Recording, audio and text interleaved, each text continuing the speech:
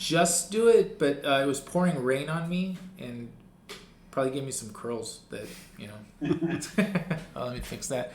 Welcome, everyone, to the Mechanics Institute for round 7 of the Tuesday night marathon. With me is FIDE Master Paul Whitehead, 3-time U.S. Champ Grandmaster Nick DeFermian, and I'm Abel Talamantes, and sitting to the side, out of camera view, is Judith Starry. The doctor is in. The doctor's in. I say that because I know she doesn't like that. We got a lot of exciting matchups that we'll get into, and I love that we can see inside the room again on the feed, and actually viewers. I'm sure every week we do the stream, we get new viewers that are actually looking inside the Mechanics Institute for the first time. Hi, Mike. Hey, Mike Hilliard, very cool. Mike. I'm Mike Hilliard. Mike Walden. And Mike Hilliard, who's playing out there. We were just talking about Mike Hilliard. He's inside the playing room. But when I was making the announcements right before the start of the round, we were talking about a big tournament this weekend here at Mechanics, the 3rd annual John Donaldson Championship. Awesome. Yeah, it's going to be Saturday, Sunday, FIDE rated 5 rounds, G90 plus 30. We already got 30 signed up, which is a really good number for Tuesday night. We've just been killing it here. We had 56 for the quads last Saturday. That was amazing. Wow. And the top 3 quads, so that's 12 players, top 3 quads were all over 2,000. I mean, the Mechanics is just turning into this perfect club experience. If you're a club player, this is, I mean, that's how I remember it when I was a kid coming down here. Occasionally you'd see some visiting luminary, some grandmaster IM would come into the club and give a simul or something, but it was always just like the club players. That was what was it.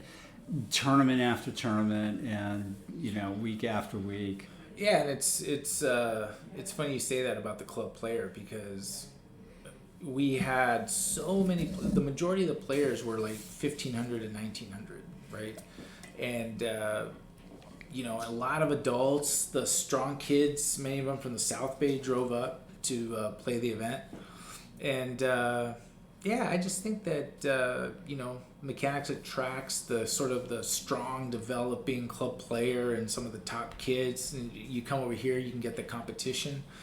And then with this weekend, we're gonna broadcast some games online, do a stream. So it's a great experience, and it'll be fun to do the Donaldson. Last year we did it online. The first year we did it live. John actually played the first round of the first one. That's right. Which was nice. I got to reach out to him.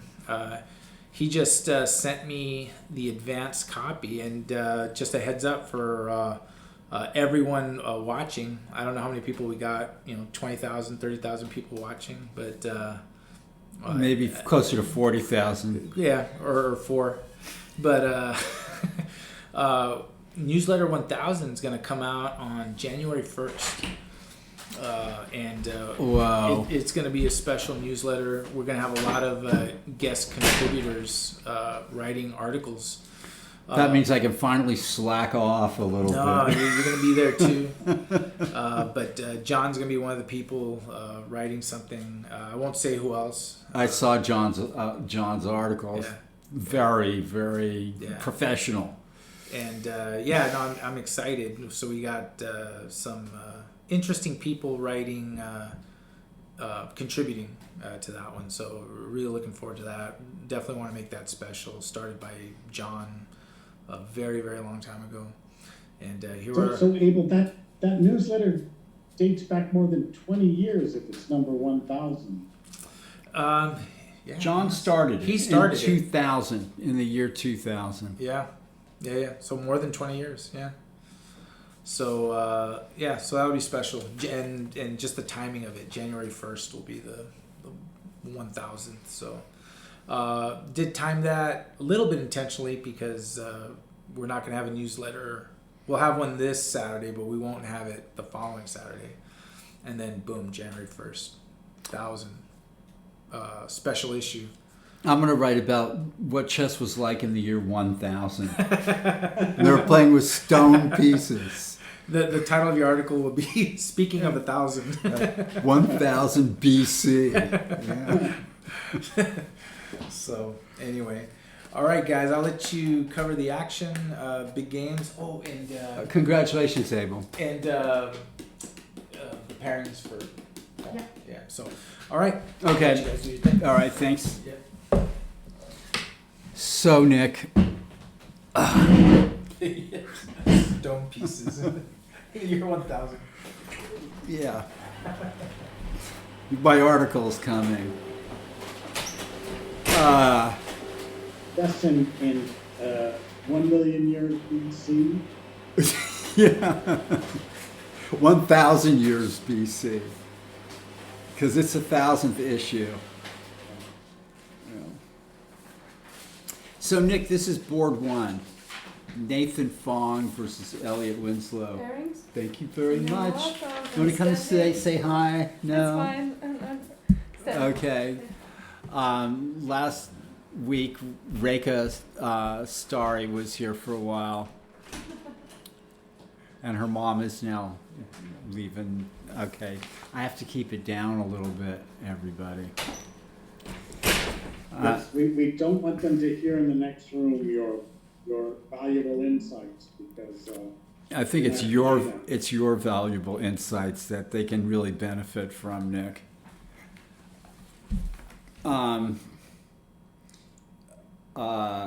Elliot Winslow is leading this tournament with 5.5 out of 6.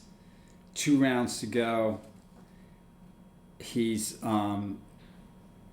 is he unstoppable, Nick? Can anybody stop Elliot Winslow when he's on a rampage like this? well, it should be his time. He has the most victories in Tuesday night marathons of anybody, I'm pretty sure, in this 50-year history of the event. So last week, he just pulled an amazing comeback in some trouble, and we thought, okay, maybe he'll draw.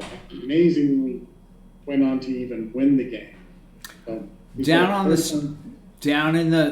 the street, they call him Mr. Tuesday Night. Yeah.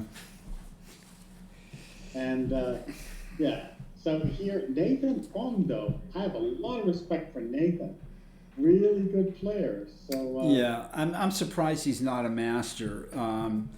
Maybe the pandemic has, messed with a lot of people's chess.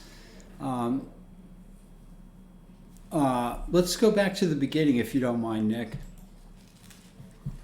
in the beginning, there was okay.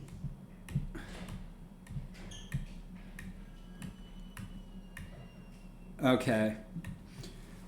So, pretty standard stuff. What do you think of Yes, A6? there's always these nuances.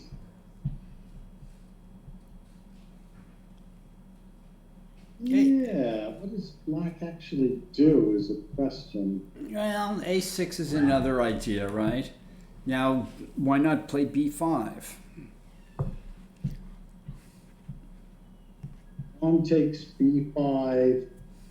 You think with the a pawn, knight on c takes b5. Queen is pinned.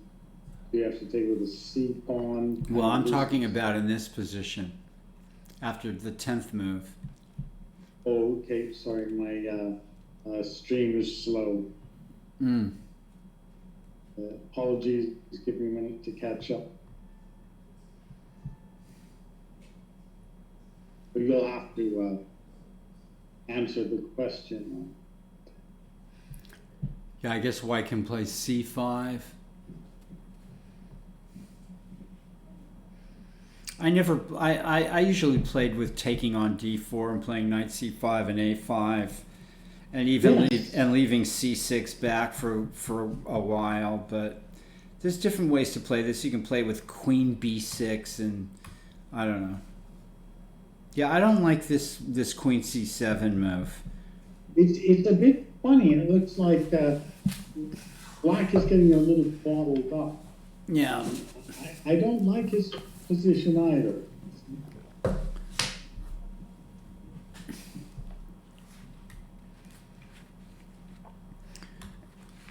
I mean, take on d4 when you play rook e8 and knight c5.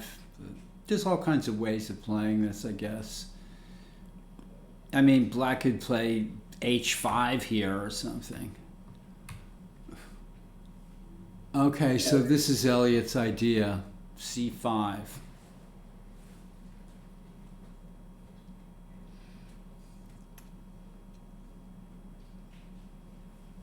I think this is not working too well.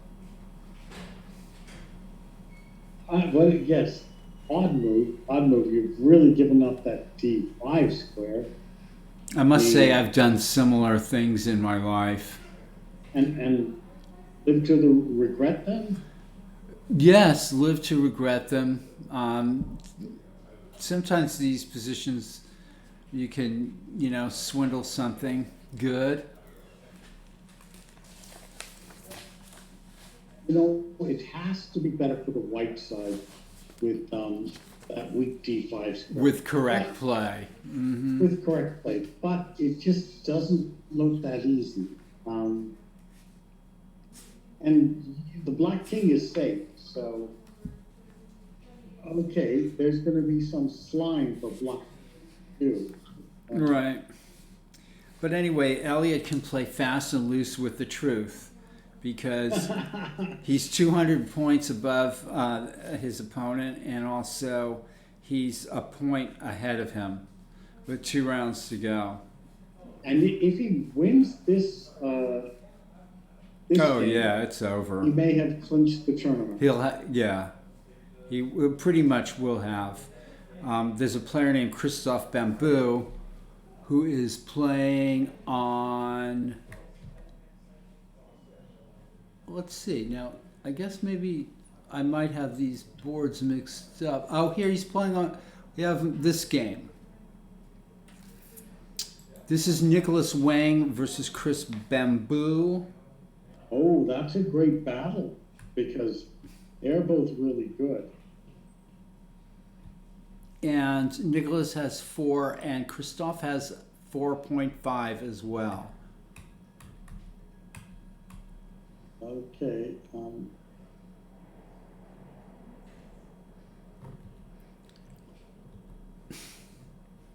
Isn't knight c3 maybe a little more testing here than bishop d3?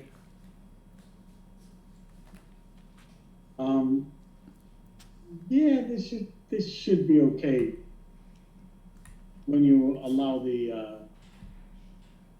black hasn't gone a6, so there's no waste of time. Bishop d3 is a little knight d6. Black is thoroughly equal. And now this is fine, completely fine for black. White's misplayed the opening a bit here. And this is a pleasant choice for black, who can take with the queen, the pawn, or the knight. What would you do, Nick? Yeah, I guess the knight. I guess the knight too, but I would take with the pawn. I like those. Yeah. I like those isolated queen pawn positions. Probably a good decision here because the knight had to run off to b3, so that would be an aggressive isolated pawn position. This is solid. Black has no problems, but I guess white is solid too.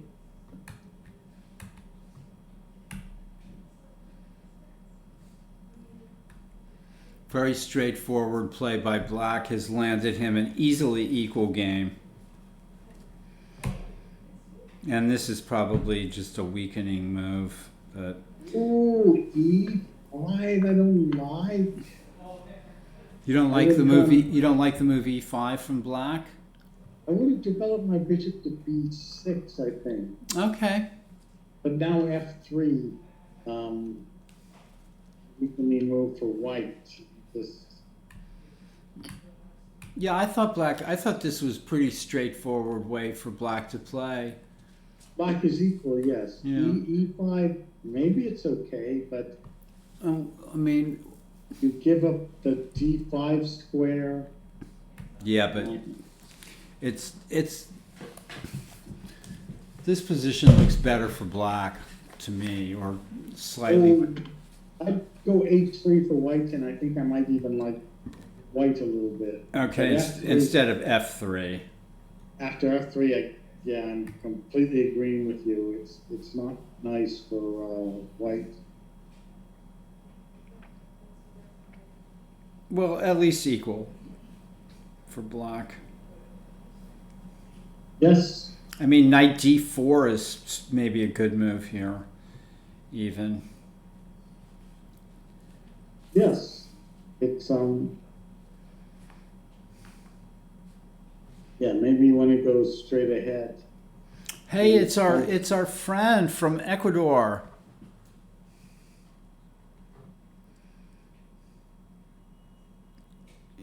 If I'm not mistaken, Olims 29.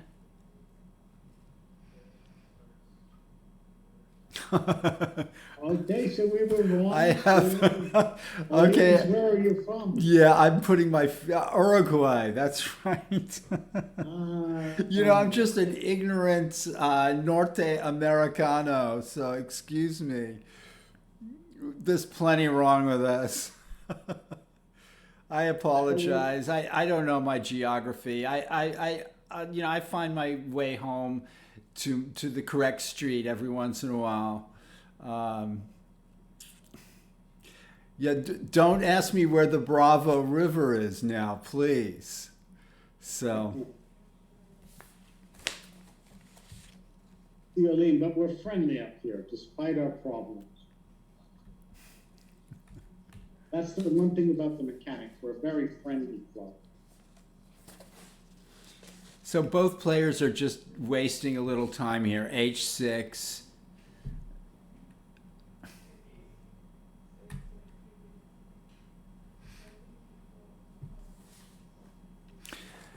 Look, I know there's also Brazil down there and Costa Rica and Paraguay, and there's a whole wide world out there. Peru.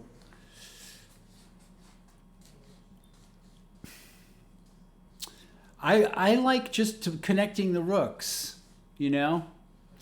Some queen move to this. Instead of H6, I would have preferred knight D4 maybe, but with the threat of knight takes B3 and queen takes D3. Yeah, it's something a little sharper. H6 was a slow move. And then you could play, yeah.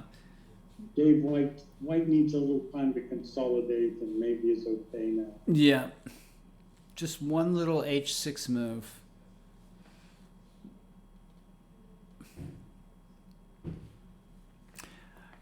Yeah, I didn't know where the queen belonged either. That's why I suggested knight D4. Mecking. Did you ever play Mecking, Nick? Oh no, I remember he was one of the top 5 players in 1973. Played a match with Korchnoi. Korchnoi was really tough then, and Mecking became a bit religious. Goes around Brazil. Still gives some signals or something as of 5 or 10 years ago. But then I've lost any information. Did you ever run into him personally? No, he. It's strange. He was young back then. I think he's 10, 15 years older than us, but he stopped playing rather early. He was such a promising player. Yeah. They played a candidates match with Korchnoi that was very close, I think. I don't think it was that close. Oh, maybe it was the first one that he won. Who did he beat? Yes, I think he beat somebody. He was... Portish, maybe, or something like that? Someone very good. Yeah. And then the next round, Korchnoi or something. Right, and yes, and that wasn't so close, yeah. But Korchnoi he was a monster back then. You know, the number 2 player in the world, and even got the number 1 rating in the world ahead of Karpov in like 74. Yeah.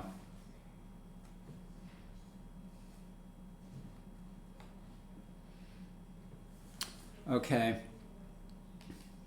Well, in the previous position, you know, things could have been different, but okay. A tough little game here between 2 players who are both really quite good and capable of playing some really good chess. So. And what are the standings there, Nicholas? Nicholas has 4 points, and Christophe has 4.5. Oh, and so, tied with Nathan Fong for 2nd place. well, an important game for the tournament, because if Christophe wins, He has a chance to catch Elliott. First place, no matter what, under his control. No, that's not true, because Elliott's a full point ahead at this point. Has he played Elliott already? No, That could be the last round pairing. that could be. Wins this, wins the next, he has at least a tie for first. This is a game between David Askin and Lukas Lesniewski.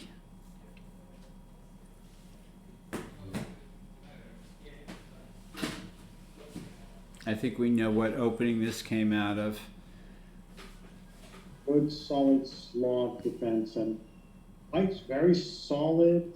That black bishop on g6, isn't doing much now. So you got to say it's a slight edge for white, but black is solid. So you know, trying to break into like a hedgehog or porcupine, not easy for white. Okay. And on board 4, Ed Lewis versus Guy Argo.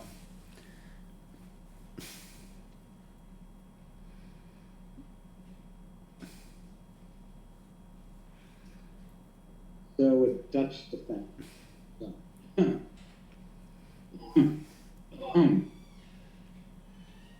Looks a bit nicer for white with the space, but A typical Guy Argo game. that's true. Guy just plays, you know, a little funny chess, but there's always point to it. And black has a attacking chance too. All right, let's follow. This is Gazeez Mackinaw versus Daniel Wang. And these guys both have 3.5 points, just like Lewis and Argo did. And Luzniski and Askin. There's a ton of players at 3.5. Oh, you took some scalps with the Dutch, huh? Whoa, did you win the tournament? Did you... Robert Swa? Well, who is Robert Swa? He's one of the guys that hangs out with us, but I don't know who he is. Do you know, Judith? Robert S.W.A.? Robert Swa. No, I don't know. He hangs out in... It's late in Maryland, huh? 3 hours later. It's in the chat. Oh, I see. No, I don't know, but I remember the username, but I can't remember. Wade Robertson. Yeah, Wade Robertson. I remember you now. Okay. Yeah. Oh, yeah. He played in our online tournament, right? Yeah. Yeah. It's funny how And also here at the club. Oh, yeah. Okay, yeah.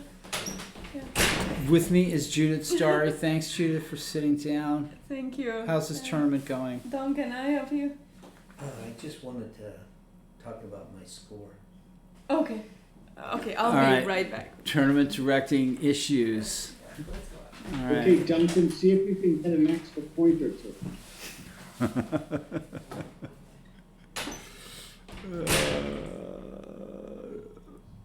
TD Thug Life.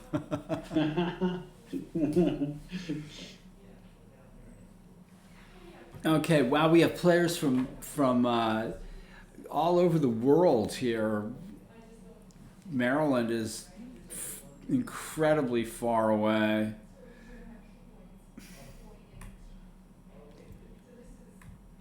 All right. I don't know this variation at all. All I know is that A3 gives white a slight plus for sure. Yes. Instead, 96, you want to be a little bit more booked up if you're going to play this, I think. Oh, 96. Now, the first time I'd never seen this opening, and I did 96. It was against Bill Jones. And what did you outplay him?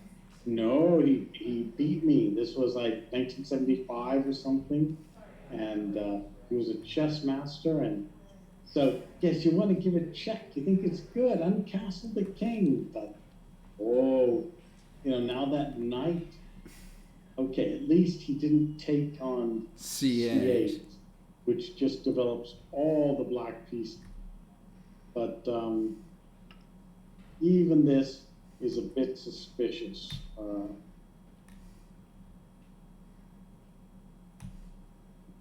Black is getting quick development.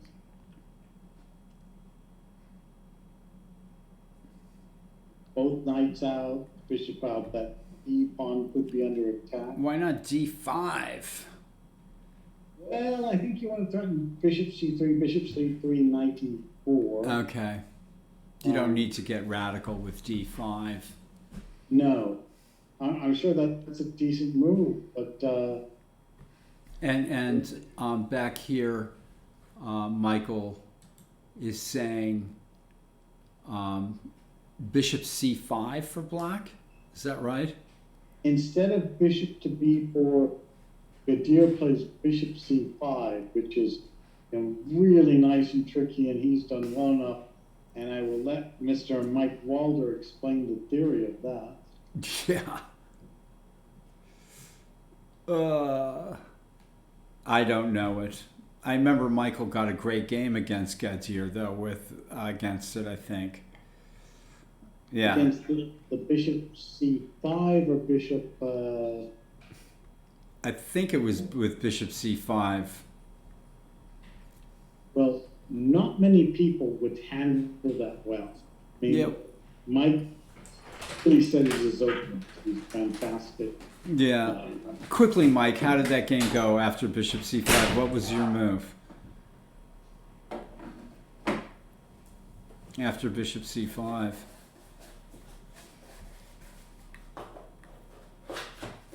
Knight D6.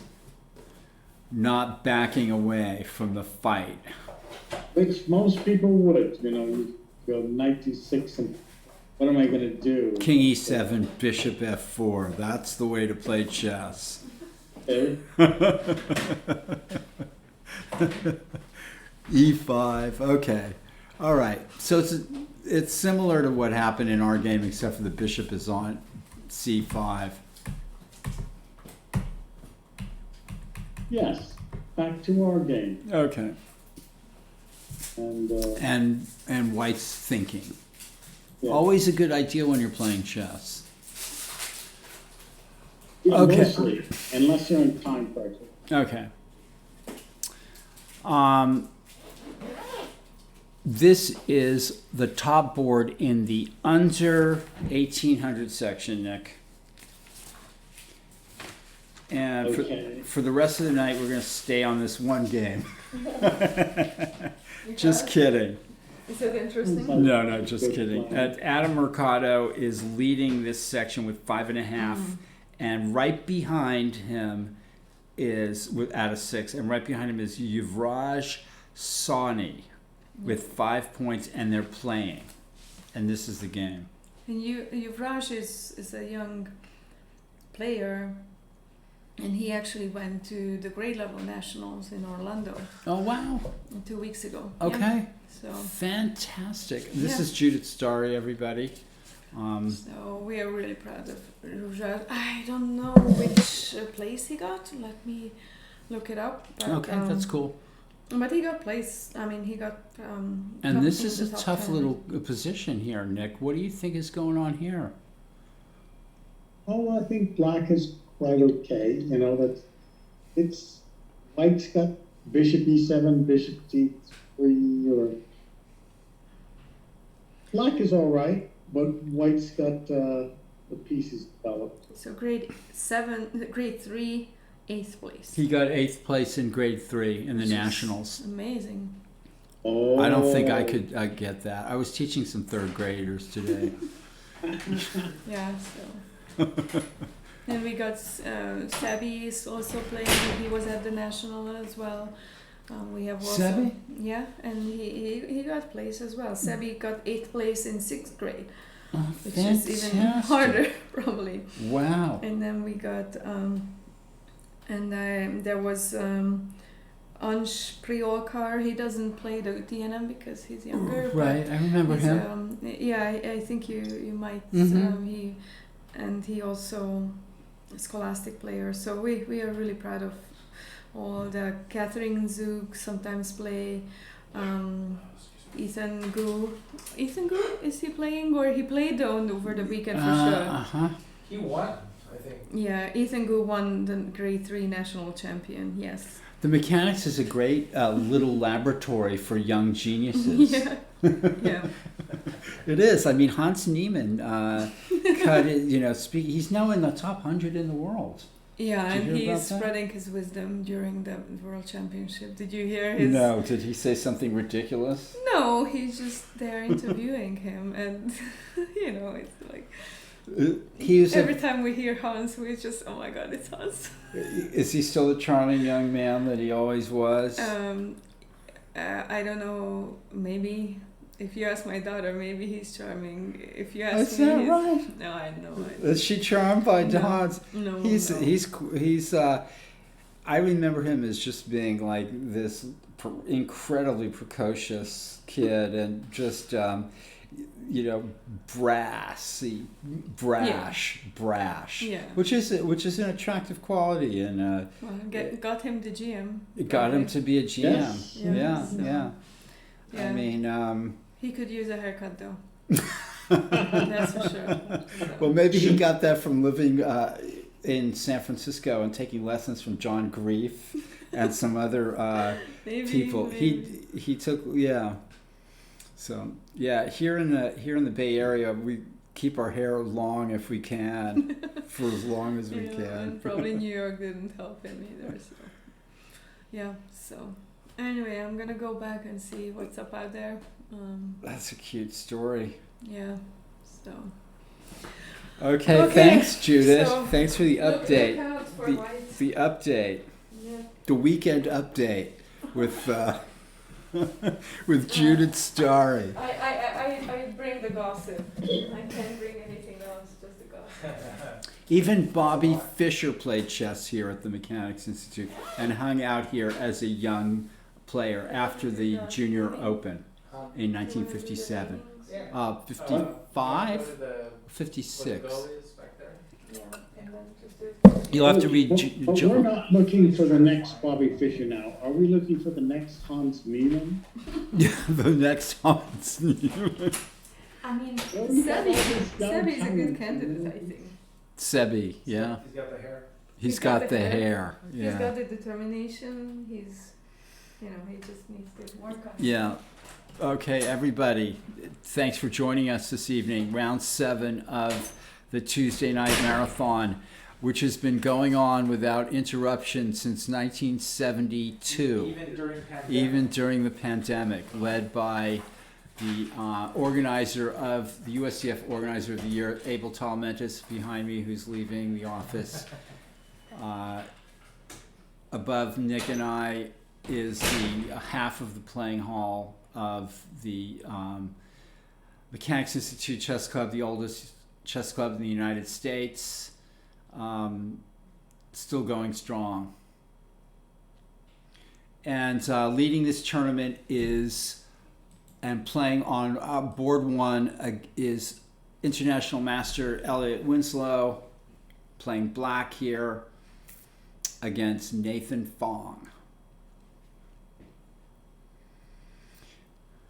Well, things have clarified. White's gotten the beautiful knight at d5, and black also has the d4 square, Nick. Yeah, no, it's balanced. That was Elliot's move, pawn to c5, was looking for those dark squares, and it's unbalanced because of that. You feel okay, somehow white must be better with that. Strong knight on d5, maybe a look to do a sacrifice of the exchange on d4 or something, but it's hard for white to control all the squares. This is where the master knows which pieces to trade. Black is probably angling for bishop e6 takes d5, or maybe pawn f5, knight c6 to d4. All kinds of ideas for black here.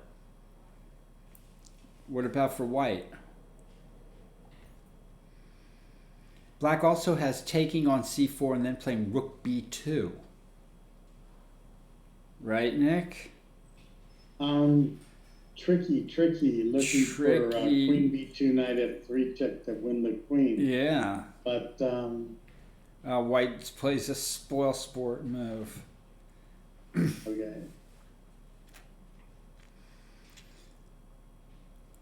But look at that, putting the pawn behind the pawn at b3 as purely a prophylactic move.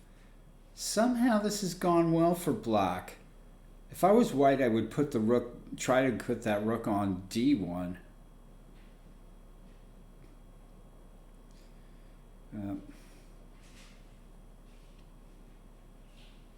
Okay, it's still positional. Time's about even. What do you mean? White's 3 seconds ahead of black. Yeah, plenty of time for everybody here. Christian, how did you do in your game? Weren't you playing today? Is your game already over?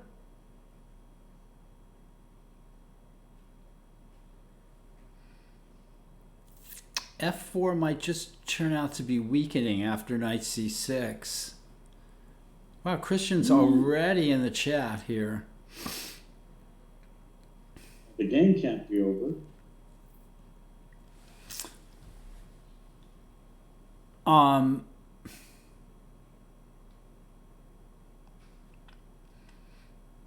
Yeah, white seems to have kind of missed the boat around somewhere. Let's go back here and look at how this happened.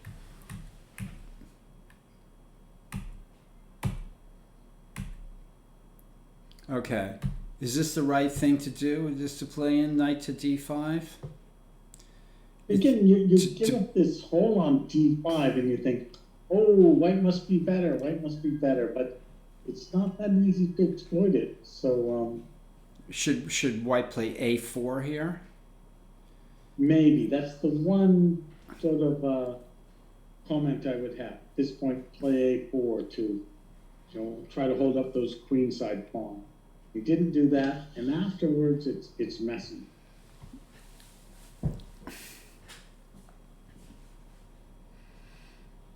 Well, Christian, it's good to have you here. So a4. Okay, so white goes for the direct knight f4 and knight d5 and says, "Ha! I'm really happy to have my knight at d5, but yet not so easy." And rook b1 looks to me like a kind of a, that's not the kind of follow-up you want. Yeah, I would prefer black a little bit here too. More dynamic potential. All right, board 1. Let's look at board 2, even though it says board 1 here. Black has played b6 and rook c8. I like black's positions. It's just all solid to me. That's nothing's funny. And sometimes if you play for a very solid position, you can even make a mistake, and it's not destroyed. if you make a strong building, an earthquake's not going to destroy it. And a solid position can often survive a small blunder. I'm writing this down, Nick. Wait a minute. Can you repeat that, please? Seriously. Make your position solid. What I don't like about White's game is this knight on b3 is just killing him.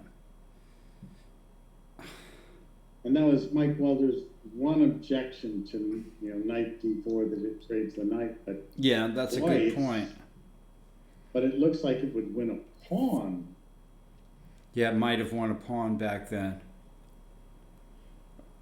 But right now, knight d4, knight takes knight, pawn takes knight on d4, bishop takes on d4. But wait a minute now. It's White's move. White's move. Okay, black's not threatening knight d4 yet. Still, we're agreed that black is looking good here. Your plan is just queen d7, rook fd8, develop all the pieces. Yeah. Okay, let's take a look at Askin, Lesniewski. Bishop h5 is a weird move. Come on, folks. What is that? That's an excellent question. Well, who can figure out what the move is about? That's a Petrosian move. Only if Petrosian plays it. If anyone else plays it, it's a strange move. That's absolutely a Petrosian move, I think. Okay, so the other offer prize. What is black's idea? This is I'm not sure. I mean, if I'm white, is he trying to tempt white into playing g4? Maybe he wants to go bishop d6 and not allow pawn to g3. That's my best guess. Yeah, it's an interesting move, and I if white plays g4, black goes back and says, you might regret having played g4, especially. Yeah, I mean, I don't know. All right, a very interesting move. Yeah. We sometimes see some great tactics. This is an interesting, obscure positional move. I agree. Bishop h5 is a move that is it's a remarkable move. It doesn't look bad to me. It looks just like an alpha zero move. Yes. As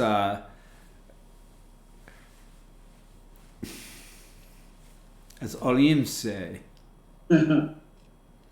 I'll be right back. All right, let's look at Louis Argo. Oh, I don't know about this h4 move by white. He's trying to stop g5, but black is going to try to get it in anyway. This is where you want to play c5 for white or something like that, and bust open the position. But h4 might just make g5 even stronger at some point.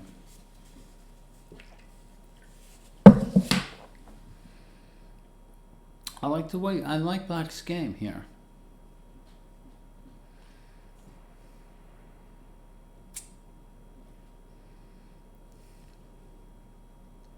Yeah, I like black's game.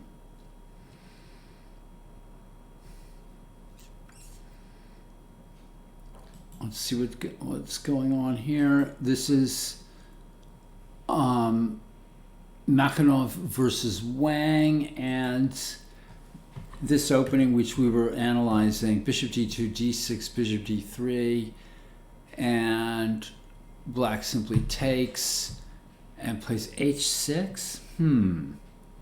I would have gone ahead and played d5, maybe. Again, these slow moves. Now d5. Why not? A little hesitancy from black here. Maybe.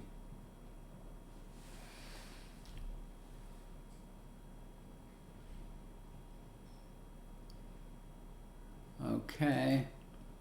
And finally, the top board of the under 1800 section, which Adam Mercado leads with 5.5 out of 6. And he's black against Yuvraj Sawhney, who has 5 points and is in clear second place.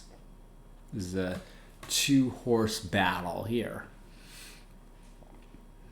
And I gotta say, I'm liking black's game at this point. Still nice and dynamic. C3 square, I mean, you know,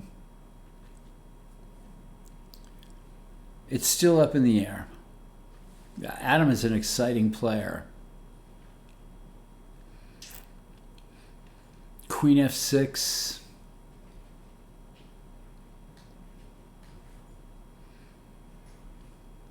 Tough little position. All right, back up to Elliot's game. Elliot has opened up the b file, making rook b1 look like a decent move. I don't understand it.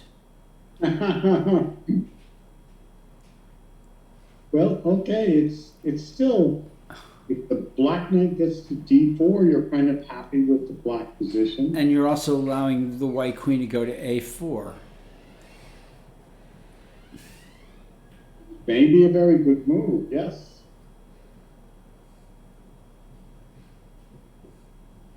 See, what if Nathan goes queen to a4 as you suggest? That's would be trouble in River City. Queen d7. And trade the queens. Maybe the ending's okay for black.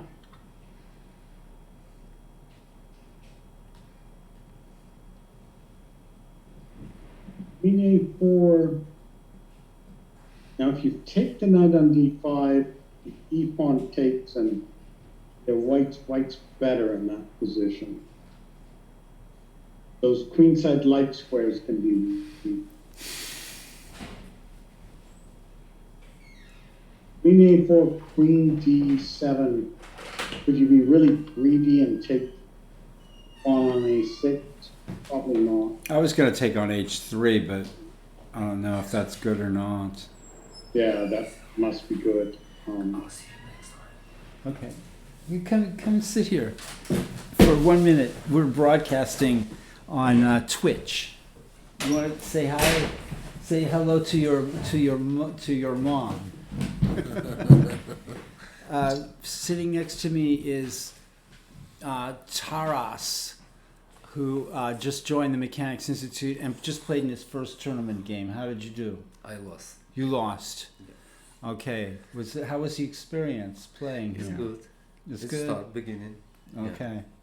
Well, are you gonna Next time I will you gonna play some Yeah. more here? Yeah. Okay, good. More. All right. Mhm. Well, anything else you want to say? You're being watched by millions of people. I don't think so, but this Taras, is your first- Grandmaster Nick DeFermian, and we're looking at the top games which are on DGT boards. Okay. Yeah. Hi, Nick. Taras, was this your first rated game in San Francisco? Yeah, it's first game. And you have somebody from Hello to that hi. Yeah. to that guy, Olims 29.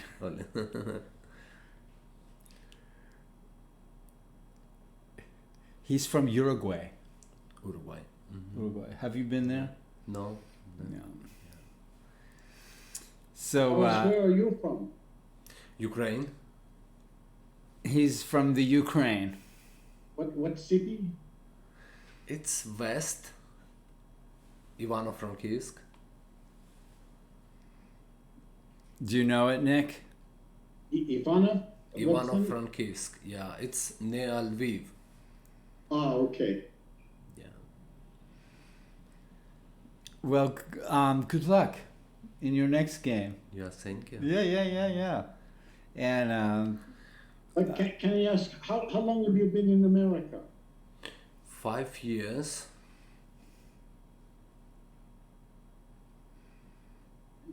How is chess in the Ukraine? It wasn't time to play in Ukraine. I didn't play much in Ukraine. Just with friends, yeah. You have the Muzicik sisters who are on the stamps in Ukraine. You have Ivanchuk. Yeah. Yeah. People. Now young team in champion, European champion, they won. They got first place. you are the Ukrainian. Ukrainians are the European. Yeah, Isn't Ukrainian. Karyakin from the Ukraine? Nick, Sergei Karyakin. Well, Yeah, Karyakin, yeah, he used to be from the Ukraine, and then he joined Russia, and then Russia took over the Crimea and made it Russia. So he's now Russian. he Right. left in Right. And there's Ivanchuk. Ivanchuk, yeah. Yeah. Maybe the greatest. The greatest. Yeah. Very interesting. Okay, thank you. Thank you. Yeah, and, yeah. Nice talking to you.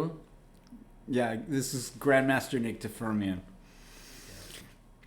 And, All right, well, congratulations. It's Thank very difficult to play in your first chess tournament.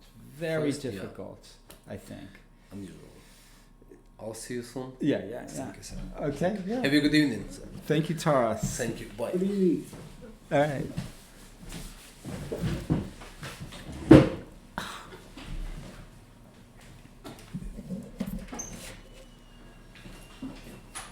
We just had the Ukrainian player sit down here for a minute. Oh, nice. Yeah, I met him before. Yeah. He's getting the He experience. he got beaten in his first ever tournament game. Good for him. Yeah, So you got- it's a very difficult thing. Do you remember your first tournament game, Nick? Maybe. I played in the club, and I had sort of a confusing which was a club and which was a tournament game. Right. Turning back in next week for game review with Taras. Yeah, that's right. Yeah. Yeah.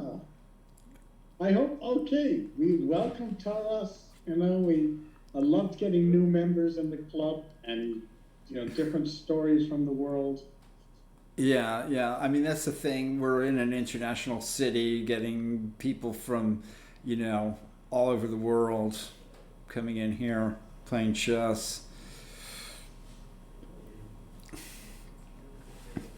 All right, so Elliot Winslow and Nathan Fung are battling it out.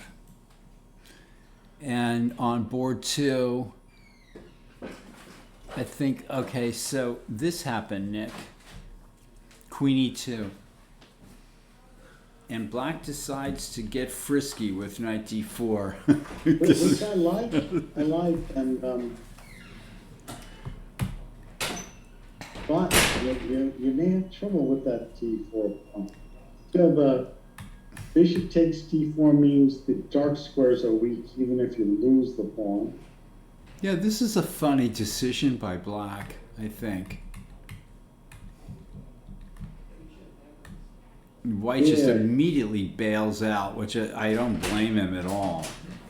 I mean, Bishop he was... C5, you just add to the pressure 1, and you'll be threatening to take that pawn. So, wow.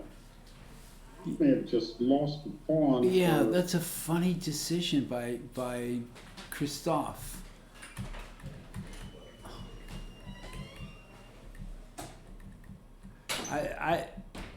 I would have thought just Queen D7 and Rook D8, but then I guess Queen D7 is met by Rook D1, so maybe Queen C7. Well, or you move the queen to B7, but Black has no worries, 0 worries. Yeah. And this really complicates it. You're offering a pawn, so you need to get something for it, and a bit of dark squares, but is that enough? Yeah, I think that was a bit suspicious of Christophe. All right. Well, Mike Walker thinks that Mr. Winslow is in trouble, and Let's go back there. loses and Winslow wins, he would win the tournament. But if he's in trouble, How does White have a simple way for an advantage here?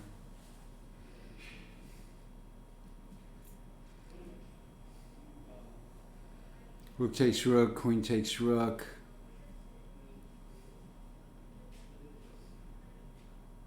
Rook b1, yeah. Queen's, yeah, that makes some sense. Queen to d8, I guess. Why did Elliot do this? Why did Elliot open up the b file? Yeah, that was odd. I mean, look at the position here.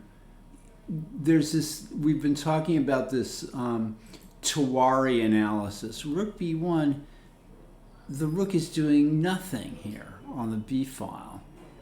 Really, it just got out of the way of the bishop at g7.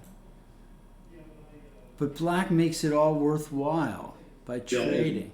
Very strange move. Pawn takes. Very strange. But you always have the option to do it. Yeah.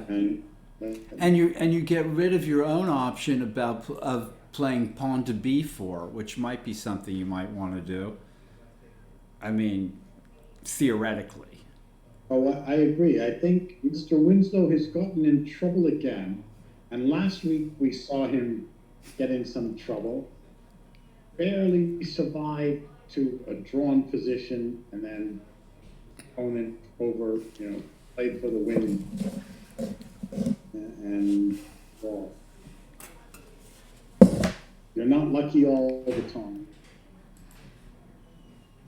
Okay, and here we are with White in the think tank. All right, here is knight e2 was played, and then the bishop did indeed go back to d6. Now pawn to g3 loses the f pawn, which justifies bishop h5. Bishop h5 was just a brilliant move, I think. It's going to go down as like, and I agree, it has this alpha zero kind of feel to it. Seaground Petrosian would be proud. Or Petrosian, yeah. Bishop h5. Classic Petrosian move. But maybe you just get blunt here, pawn to e5 and knight to f4. Yeah, and then yeah. I mean, at least black will have the d5 square, so he's got Right. something out of that fantastic bishop h5 move.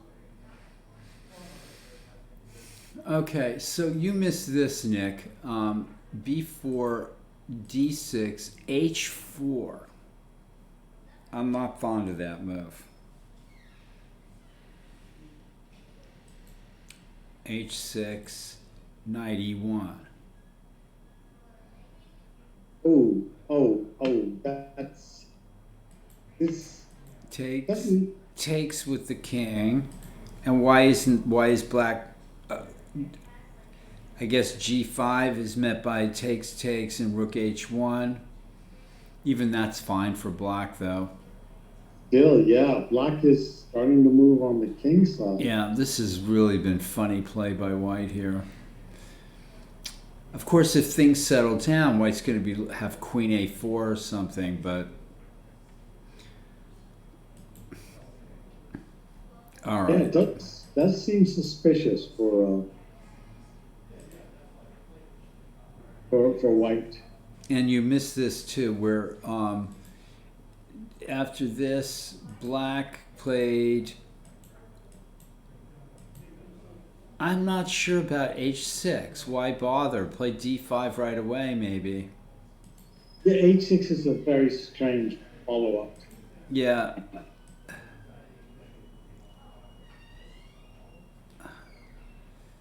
I think White is realizing that this is a little desperate here almost. If he's not careful, he could get overrun. He's trying to. Well, still kind of a nice move if you can Yeah. hold back that pawn to d5 advance from black. You could get the White advantage. okay. Yeah, have the advantage. Yeah, black is not played precisely here.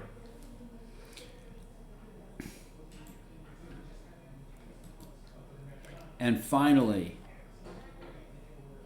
we're getting an exciting battle here on board 1 of the under 1800 section, where White is just like, show me your attack. Oh, I love that greed. Oh, it's, of course, I love it best when someone else does it. So if someone gets punished, it's them. Black is 2 pawns down. Black has a little initiative, but for 2 pawns? Black is also Adam Mercado, Nick. Oh, well, okay. If you're Adam Mercado, that's different. Adam plays action chess. But,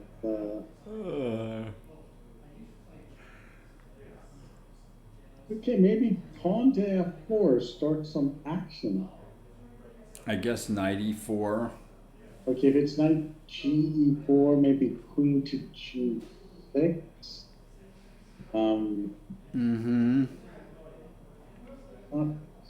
It's White's gonna have some shot. You know, objectively, Black's gonna have some shot. Objectively, White is better, but there's gonna be some tricks, and this is gonna be fun to watch. Well, it's going to be so fun. We're going to move on to board 1, where he played queen a4 and queen d7 was played. Did White miss a chance there with just trading and playing rook b1? That seems a lot more logical than this. You would have gained the b file, and now it's a contested file. Queen a4 was maybe not so good. Well, now you probably have to trade the queens. And then White's left with needing to try to maybe defend the c4 pawn.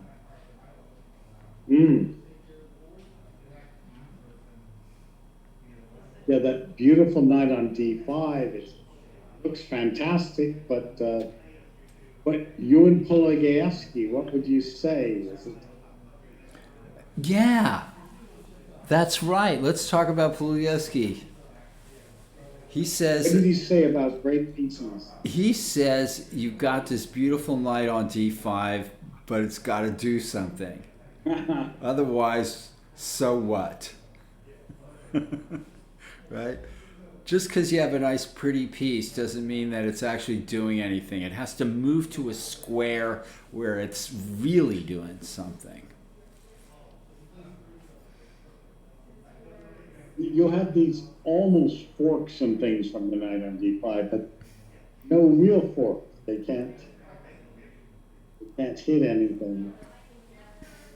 Okay. I think black's slightly better, it looks like. Well, we've gotten a sea change there. Mike Wilder was very happy with White's position, but now he writes that he likes Elliott's chances. And this is Nicholas Wang versus Christophe Bambou.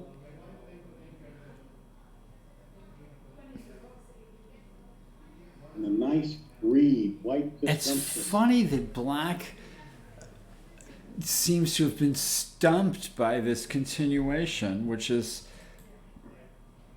when you play knight d4, what's white going to do? He's got to take with the bishop, right?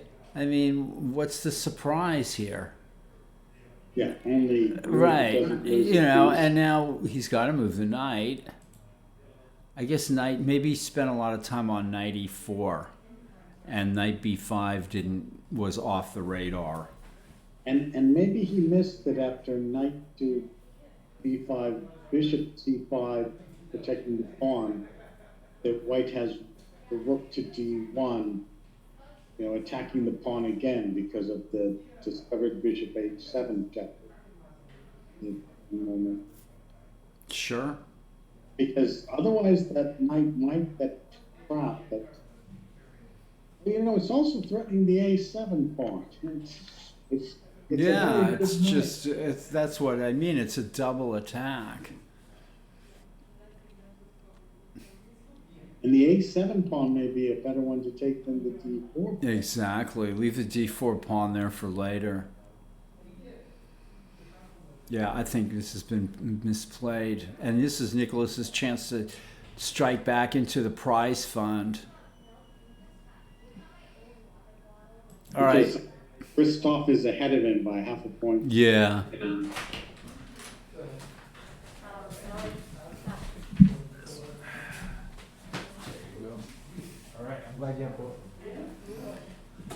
There's another young genius trying to force his way into the office, Nick.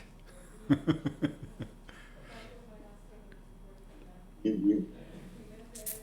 need a security guard there. That was the absolutely famous Kevin Son. Oh, wow. Yeah. So, who's not been having a great tournament. I think he's distracted, but he's only going to be a B player for so long, and then it's going to be, he's going to jump into expert probably pretty quickly. Well, Mike says Kevin is studying with Gazeez, and yeah, he's just sort of waiting for the next surge of strength. So King F2. Well, maybe the only move not to weaken the dark square. Worry if black can get away with bishop takes h2 and d3, trapping that bishop. If it was Fischer or Alekhine, they would take on h2 without even thinking about it. Yeah, it's although hard to get that bishop out after g3.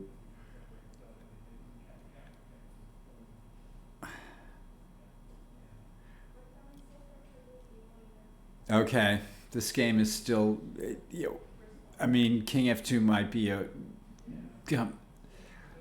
How about King H8 trying to play F5? Can you play F5 right away? Well, I like the idea of meeting King F2 with King H8, dueling kings.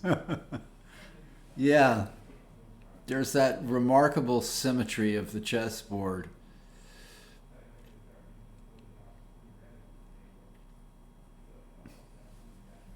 Okay.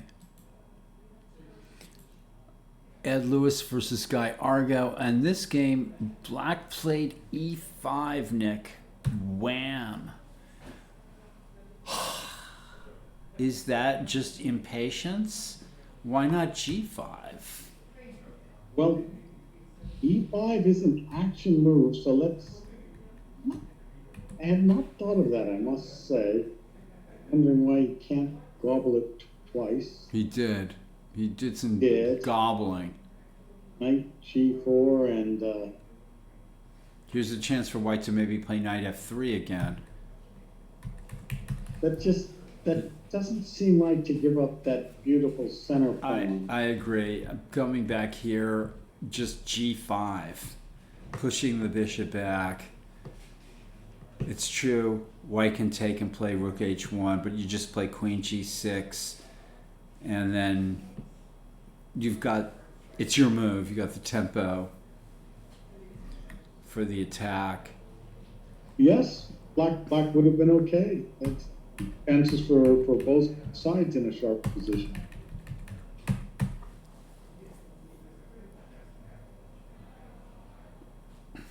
The more the game goes on, the more black knight at a6 is going to look horrible. And I don't see the attack here yet. Yeah, knight d5 is coming. It's ouch. It's starting to hurt. All right. We're going to move on here. If I can get my mouse to move to... And this is just exactly what black should not have allowed, I think, even though he's still got a great game. Oh, I'm not sure he has a great game anymore. That's true. That's true with white being able to play c3. White owns that d5 square, which is a beautiful square. Amazing. And after pawn to c3, how does black do anything? Well, it's black's move right now, so maybe it's time to strike with knight d4 or something like that. Oh, okay, knight d4 at least threatens the pawn on f5. Good point.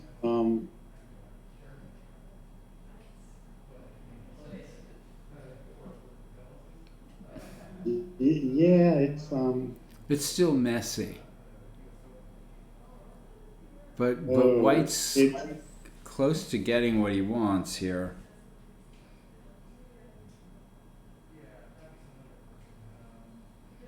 Yeah, pawn f4.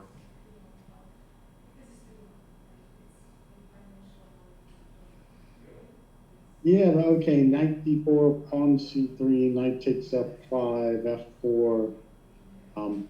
White's better, but okay, maybe black has time to get the pawn back. Right? There's always groveling. Groveling is always a possibility. I think so. I think it's it must. I mean, white is better, but maybe black can be hanging on. All right, we'll leave it at that and go back to Adam Mercado's game. And what happened here? Took on a6, f4, knight went to e4, and black played queen g6, and white is just trying to eliminate everything. And does black have anything here? f3. Well, f3 now. You can just knight takes, rook takes, with the knight on c3. Pawn takes c3. The knight comes to f3 anyway. And then the bishop can't move because of the queen trade. So Yeah. rook f6 or queen takes c2. Queen takes c2, rook takes e6 is a pawn sacrifice. Yeah, Piece sacrifice. yeah. Well, that's our prerogative, right, Nick? To sacrifice other people's pieces. Why not? Yes. I mean, it's what makes the life of a chess commentator come alive. Yeah. That we're able to sacrifice other people's pieces with flippant dispatch. Well, when you're watching an Adam Mercado game, the commentators don't have to do that. They can just wait for Adam to do that. Yeah, he plays the action chess. So he sacrificed the two pawns, but I don't quite see the compensation. So, All right. putting down a line, he sacrifices a piece too. All right. Next 6 moves. I think black's in trouble here. It looks like it, but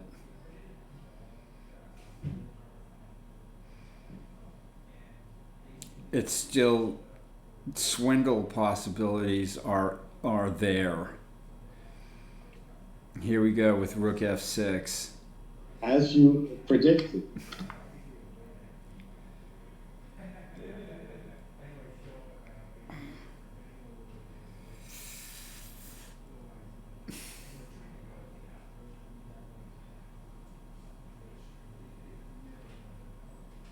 See anything good for white? Queen c6? I'm just trying to get as greedy as possible. Yeah, I really like that. When there's ways to go wrong for white, you might try knight d4, which looks also good and cute, but then maybe pawn to f3.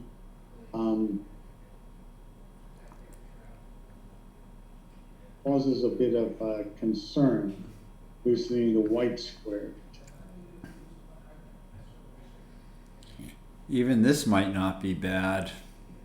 I mean, that c-pawn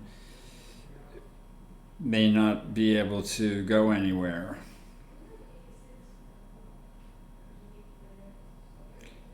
I mean, I like the way white is very confidently just snatching pawns on the queen side and now offering, you know, Adam Mercado is a fierce attacker and white's not showing any fear. Yeah, that's a good blunt move to try to trade the queens. I think Adam will probably play queen to h5, give another pawn. But still, it's bound to be unsound, but it's tricky. All right. Yeah, Mercado is busted, says Michael Walder. Probably true. Let's go back up to board one, where I think white is starting to realize maybe this isn't so hot, this idea of queen a4.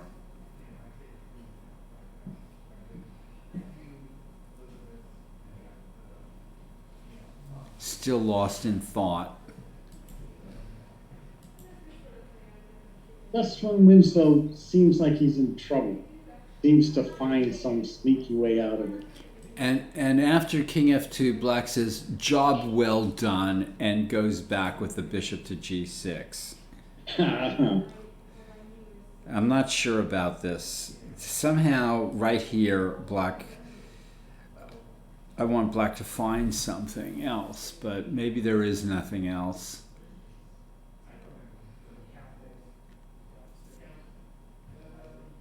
Yeah, well, Petrosian would go back and forth. He might have gotten a little more out of the position, but... Okay, and white plays g3. Okay, they're dancing around here, but we can't say that same about this game. This is not a dance. This is this ain't no disco. This ain't no fooling around, Nick. Ain't no fooling around, yeah. If it's happening, though. I think white's black is... takes F4, I mean... Yeah. I love the spirit, but... It's just, this is the real Guy Argo. Will the real Guy Argo please stand up? Bishop takes f4 looks pretty good. Yeah, the knight at a6. This is just starting to look bad for black. Okay, but you know, it's a Guy Argo game, so bishop f4. Am I correct that Guy will probably then go bam, rook takes f4? I guess, or g5. I bet he throws the exchange in.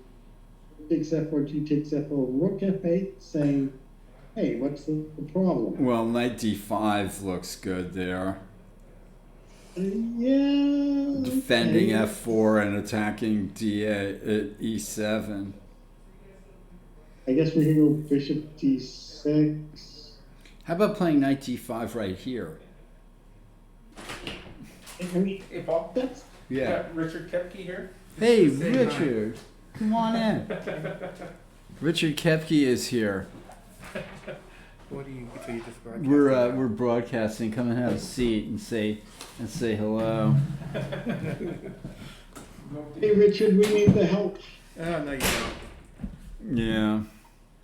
So what are we looking at here? We're looking at Ed Lewis versus Guy Argo on board 4, I think, here at the Tuesday Night Marathon. And Guy Argo is kind of throwing lots of wood into the fire here.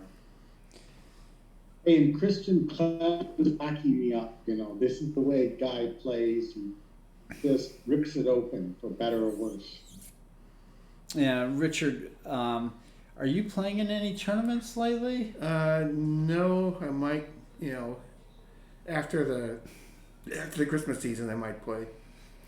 You know, next year there's going to be some kind of extravaganza here at the Mechanics where it's going to be the 50th anniversary of the Tuesday Night Marathon. Oh, really? So I don't know. There's going to be.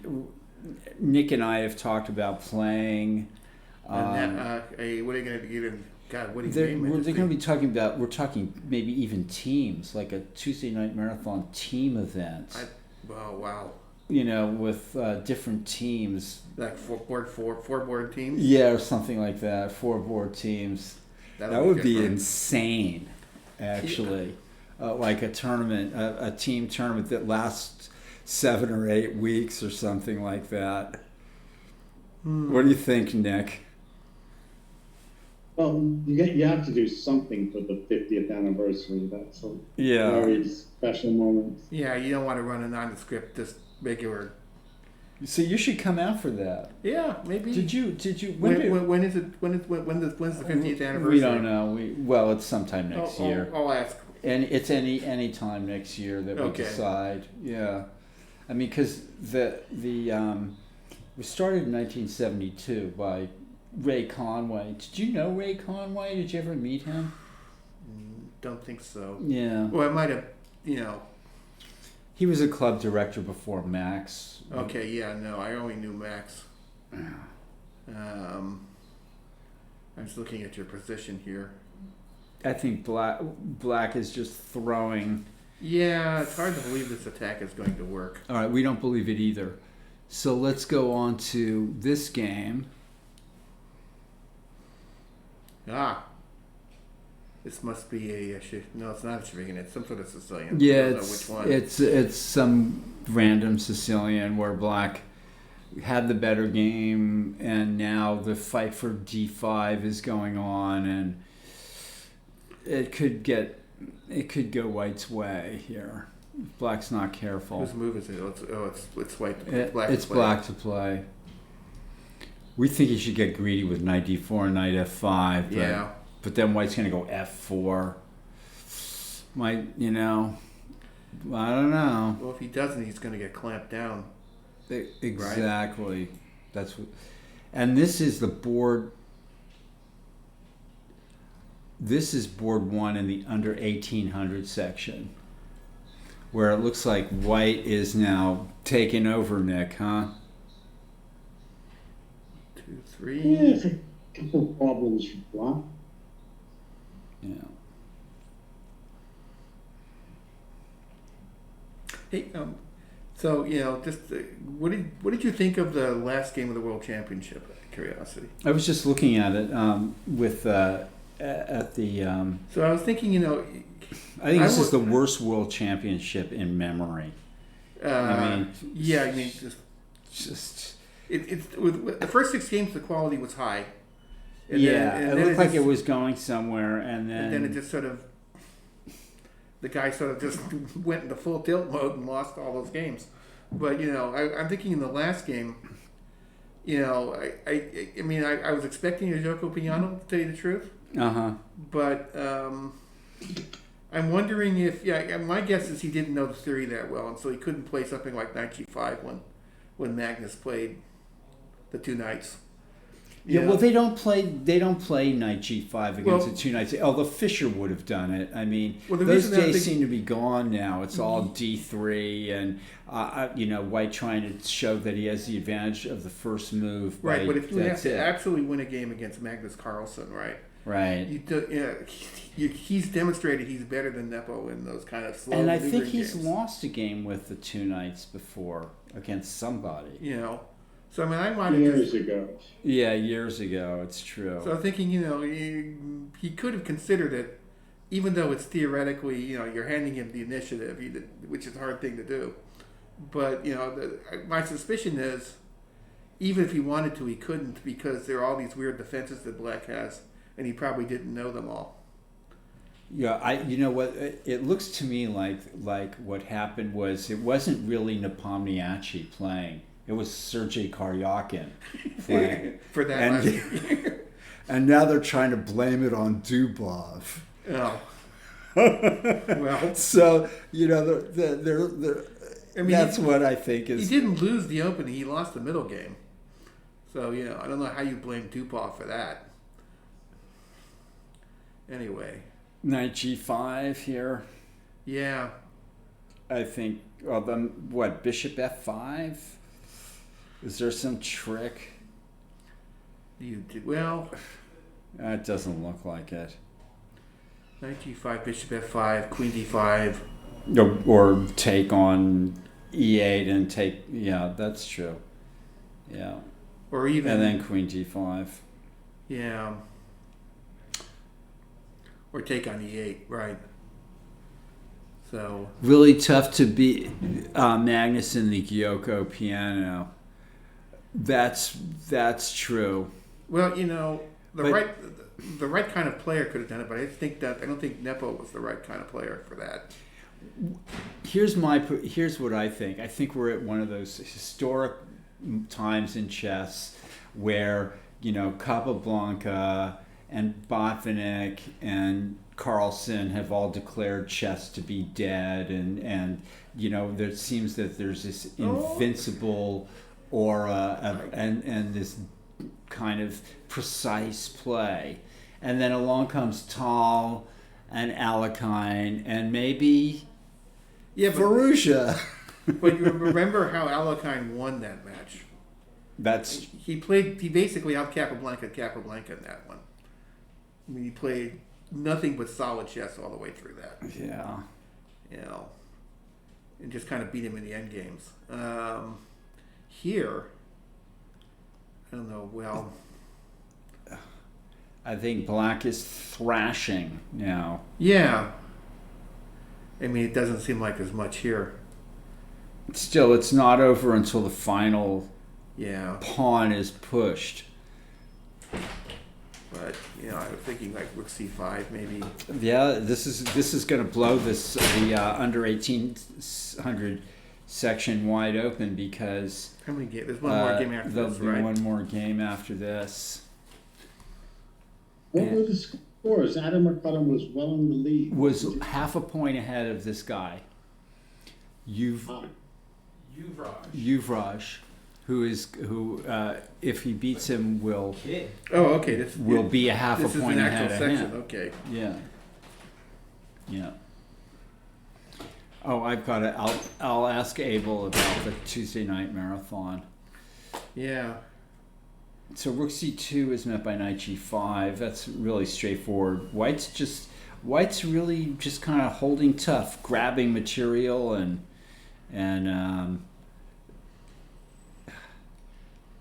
Black has to try to dislodge this knight at f3 and win back a couple of pawns. Well, he could play Bishop G4, but right, and then I guess. try to attack Yeah. on the G file or something. Yeah, got to.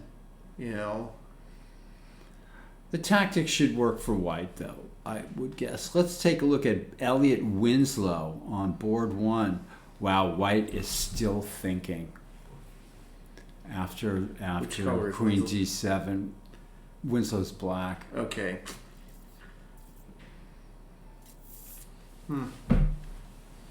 I think strange for White to spend so much time on the reply. That's been Yeah, that just 25 shows that minutes. he's missed something.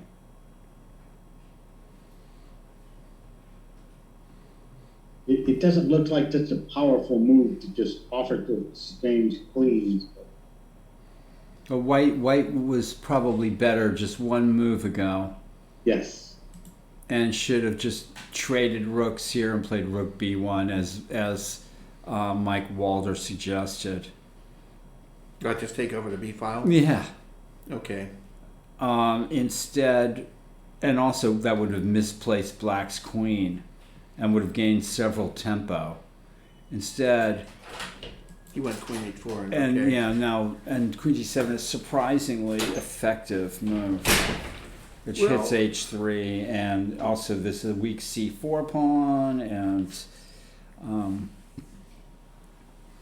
Yeah, his problem is taking is not really a good option here. so Nick, I heard this too. That Carlson says he won't defend his title unless Ali Reza wins the next candidates. Why is he picking his opponent?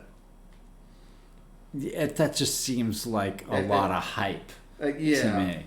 I mean, also it's putting pressure on. Ali's here to win it. Yeah. You know, and the other thing is, are you sure he actually said that? I guess. Well, Kronstein 42 is saying that's. I mean, what's his motivation for making that statement? That he's bored being the best chess player in the world. I mean, I don't know. So, Abel, have you given more thought to the the Tuesday night marathon 50th anniversary tournament? Yeah, well, actually, Judith and I were just working on, the names for the marathon. We came up with a list, but we definitely want to use Ray Conway as sort of like the signature 50th anniversary. Yeah, the Ray Conway. Yeah, that makes total sense. And They traded. Paul committed to playing it. Nick committed to playing it. Judith and I committed. Richard Kepke has just now committed to playing it. I mean, everyone's going to play in it. So Is it going to be? I just volunteered everyone. Are we going to try a team event or something like Yeah, that? that was an interesting one. You tell me what you think, Richard. We were shooting the So how would you do the teams? Would it be 4 boards or? 4 boards, and we basically make it of the TNM players, and if they want to pick teams, they pick teams. If not, we'll just group Randomly teams. Yeah. And I think people will get a kick out of playing an individual game just like they normally do. But now, you're watching. Yeah. And you'll divide the players up. It won't be like And it Nick wasn't and my Paul. idea. It was The Paul only that- downside to that is people can't take a week off in that scenario. Actually, that's true. Actually, Oh. that's right. And we usually get like 3 or 4. So you'd have to have an alternate there available for someone to Right. step into the. Well, we do have enough because we get house games for anyone. Right. We're usually able to fill that. That's a good point. And I'm usually the the dummy that fills in and Yeah. So I mean, if you don't have the rules that say the average rating has to be. It was just a thought. It was a kind of a thought. Yeah. See, Paul sort of got the bug of let's go big or go home, and then he brought up he brought up the team idea, and I'm like, whoa, Paul, what are you doing here? I didn't think I'm not an things. organizer, so I didn't realize that there was that issue of No, I mean I didn't. how do you deal with I didn't even with think of that. it, but yeah, the people that call off. Call out. But The we'll- team would suffer. Yeah. Yeah. But I mean, we'll keep it in mind though. There might be. But that's what you can just be like the Olympiad, Hey, We'll just be like the Golden State Warriors. So the mechanics will have Nick DeFermian, Paul Whitehead, Patrick Wolf. I don't know about that. I don't know where the weak link is there. they wouldn't let us get away with it. It would be me on board 4. So anyway, but yeah, Ray Conway. The Ray Conway Memorial TNM. I mean, it's doable, but you'd have to make sure that people playing are committed to. That's why yeah. So bishop to f4. Well, it holds things together tactically for a little while, right? So White's just going for status quo here. Yeah. So what happens if black just doubles on the B file? Let's see, knight C. Well, let's take a look at knight C4, right? Knight C4. Yeah, I think you just trade and play bishop D6. And then Yeah. Well, maybe black will end up with the doesn't that A pawn. so let's see. Black. This is Elliot trying to squeeze water from a stone.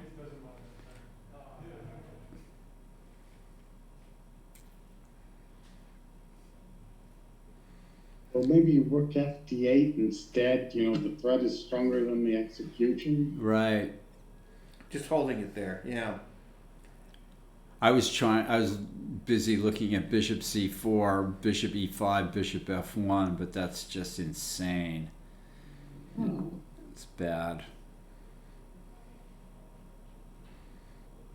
Right?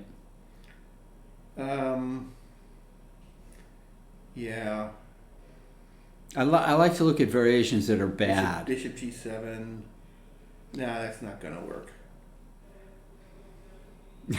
Kronstein. Are you quoting John Donaldson? There, Kronstein's big red nose. Was it Conway's? Yeah, that is definitely John. In fact, Kronstein 42, who are you?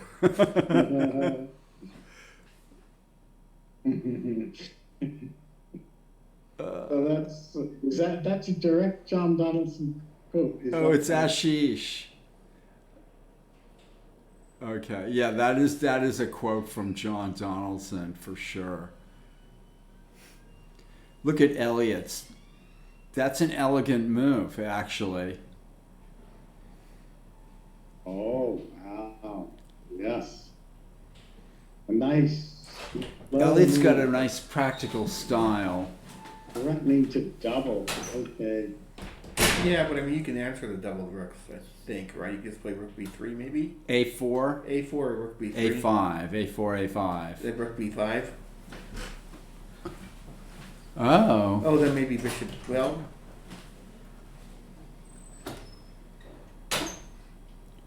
B3 is a nice move. Yeah. Well, there's no doubt that white has misplayed this. So who's white, out of curiosity? Nathan Fong. Okay. Oh, but Richard's rook B3 is very, very good. Yeah, you're just going to take on E5 and go back to D5 with a... Or just double. There is no threat from the black side. Right. Rook B3, we need a move for black. Oh. This kind of thing that makes it simple usually makes it simple for black. Oh, bishop E5. Okay. Yeah. Black now just has the bishop there. And the bishop will be a monster on D4. Yeah. Now, so black is definitely better positionally. It's White's just thinking I have a bishops of opposite color type of draw with knight D5, but and may well get the bishops of opposite color, but still the black bishop is better than the white bishop. Yeah, and there'll be rooks on the board. yeah. So All right. We all think we've got that figured out. there's a transparent threat. Yeah, this went south. Okay, so knight B5, which we think black overlooked, and because he spent more than 20 minutes on bishop D6, white wins a pawn, and that looks correct to me, going after that A pawn rather than, although taking the D pawn can't be bad. Also, yes. Yeah. Black's going for that. Ooh, that's a nice looking move, actually, isn't it? Well, yeah, except queen E4 is actually forces him to go back, right? Well, you could go pawn to G6. Pawn to G6, yeah. Yeah. Yeah, I think you go. When on pawn to G6, G6, can't you just snap the rook off? And then play queen takes D4 after you kick the queen? Yeah, black may be throwing everything at him on the dark squares. Okay. Yeah, black is really fishing here. Because if you retreat with knight f6, you're down at least one pawn. You're going to lose another. Queen takes d4. Right. Okay, so you can't retreat. But You okay. just played knight h5. If you have a queen e4, you don't want to play knight back to f6.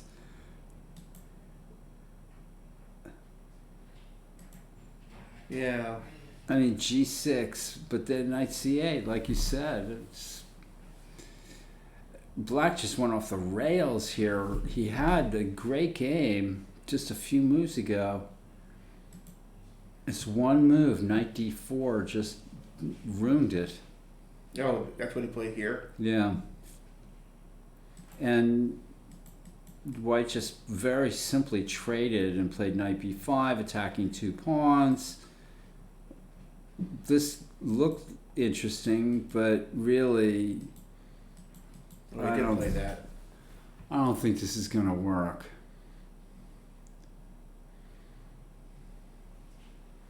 Yeah, well, the queen controls h4 right now, so he's going to have to boot the queen out. You know. How about knight c8, bishop f5, knight d6, bishop e4, knight takes e4, with a rook and two minor pieces for a queen. So wait, knight, rook we have bishop f5. What were we going to play next after bishop f5? No, I was going to play knight c8. Oh, okay, knight c8 and then bishop f5, Knight right? takes d6.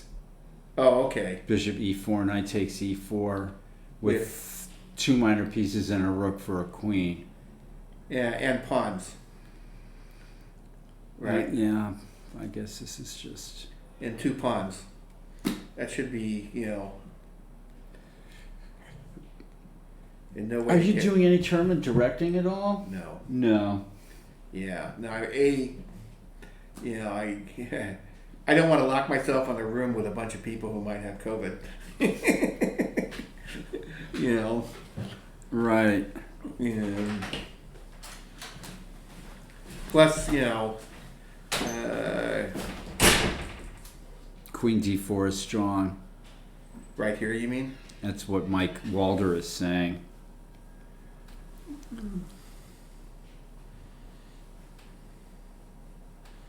Yeah, it does win a pawn for nothing, but I think it's time to start snatching material yeah. and not apologizing for it either.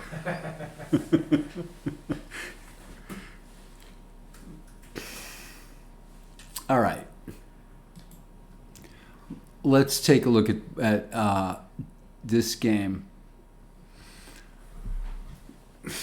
Oh, this is a Slav. Yeah, Black's been playing like Petrosian. I mean, it's true, but White's playing a good game too. Well, right now White has a pretty significant space edge.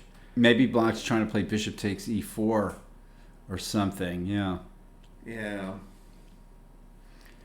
you're right. It's getting squeezed slowly here. What do you think, Nick?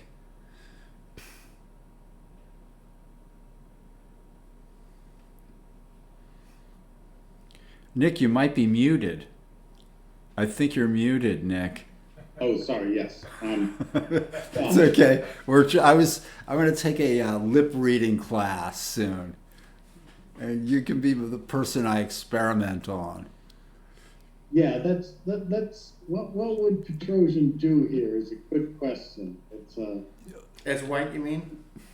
it's black. Well, it's White's move, so.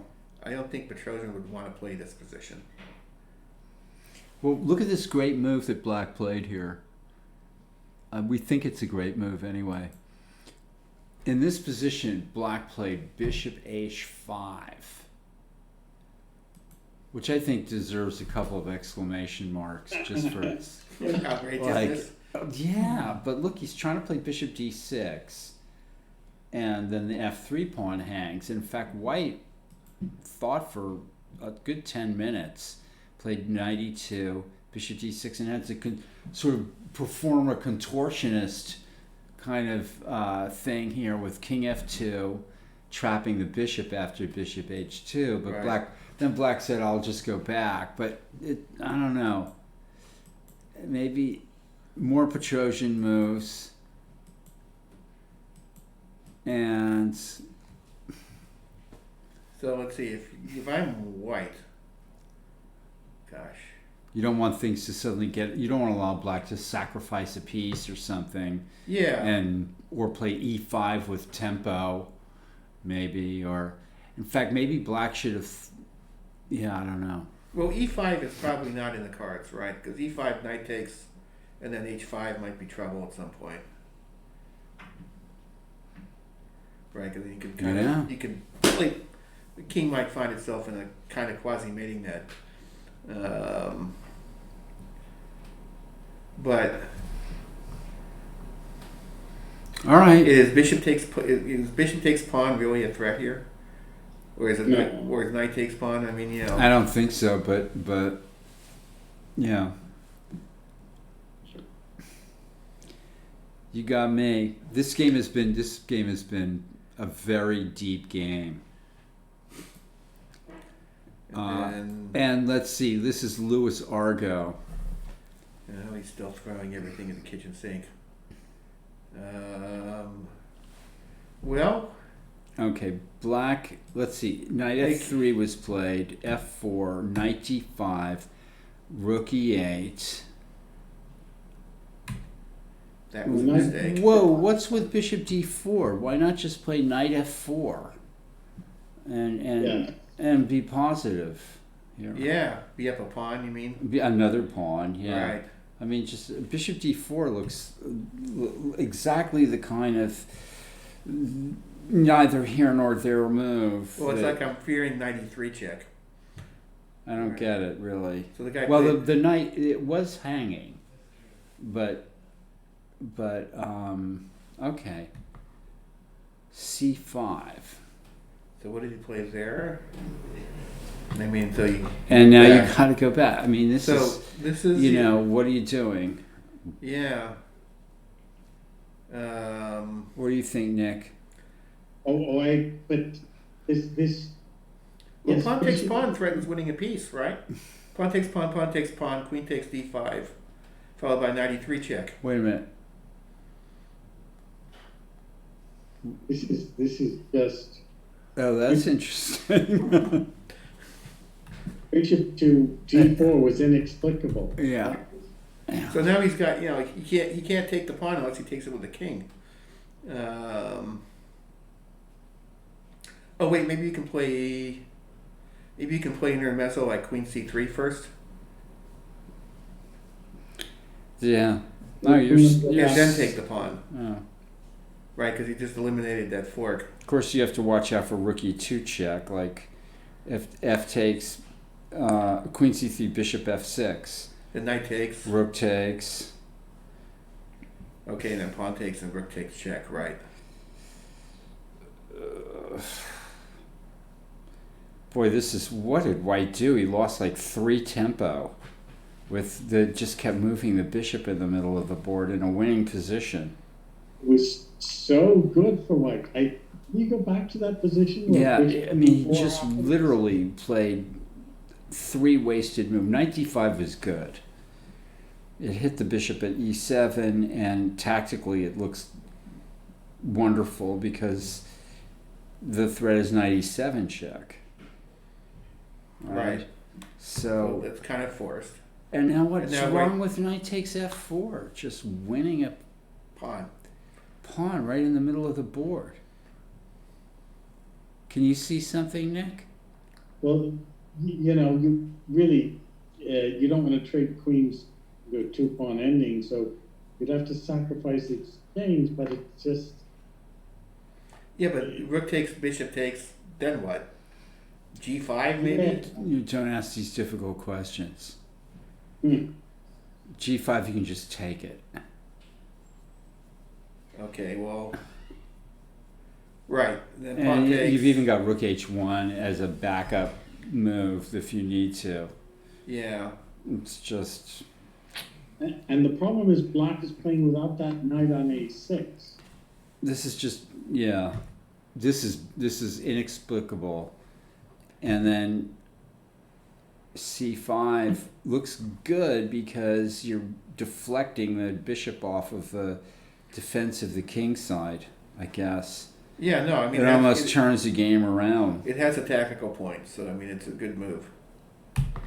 And now you have to do something if you're black, if you're white. F takes no. g3, queen takes d5. Right. Nice move. So, All right.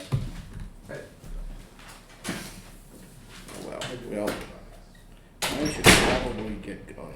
Hey, good to see you. Yeah. Yeah. Likewise here.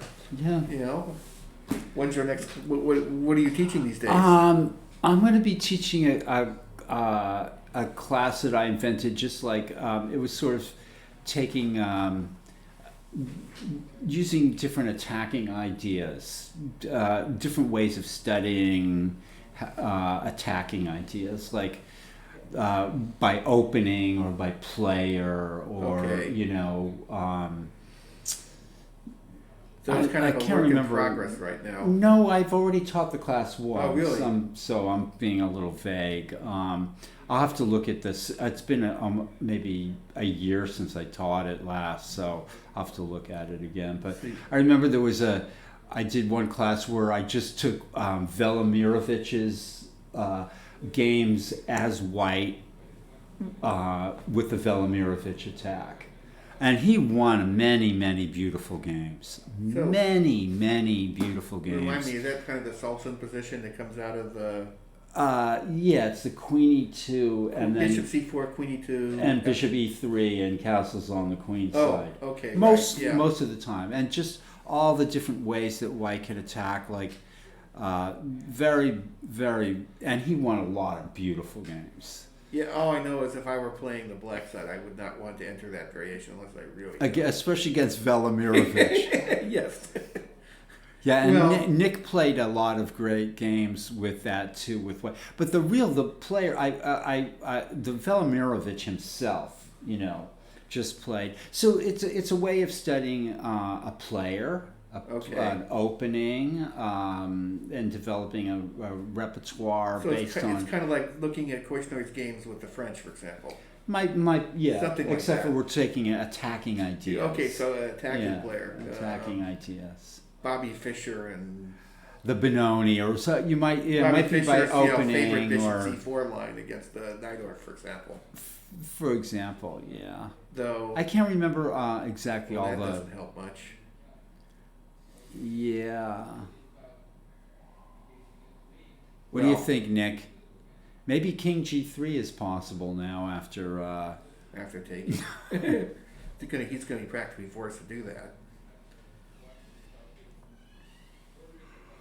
What a funny Now we're looking for tactics for black. Before we were just looking at all these lines for white. I think Black is doing great now after Rook E7. It looks just Well, troublesome. I mean, surprisingly, King G3 is not so easy to refute, is it? Well, I don't know yet. I have a funny move. How about pawn takes B4, get that knight in play? Aha. That's a Uh huh. Yep. That's a point. Yep. Takes, knight takes D4. I mean, and the A7 pawn will be protected after Right. Rook E7. It's just turning into a disaster for white. Yeah, grabbing that. Amazing. No, we did do this. Okay. Well, you had to. But What a game. Guy Argo has won some questionable brilliancies. You have to love his style. Yeah. well, objectively, the CB is the right move, but Kasparov would play rook to e3 here, without even thinking. I'm just kidding. Yeah. Okay. Well, you can't take it. Right, That's exactly. True. Actually, you can. That's the problem because the king's no longer on G2. Oh, that's true too, isn't it? Which makes the move even more brilliant. That's right. Because you can play Queen G4 check and then Queen G2 mate or something. You know, but that king is looking awfully loose there. Yeah. Okay, this has been a really roller coaster of a game. Here's Gazeez versus Daniel Wang, a struggle for the center this game. And White played f4 instead of trying to drive the knight away. So maybe after knight d4 he should have driven the knight away. Like c3? Yeah, and then after knight f5 then f4. I think that's what we were looking at before. Right, Nick?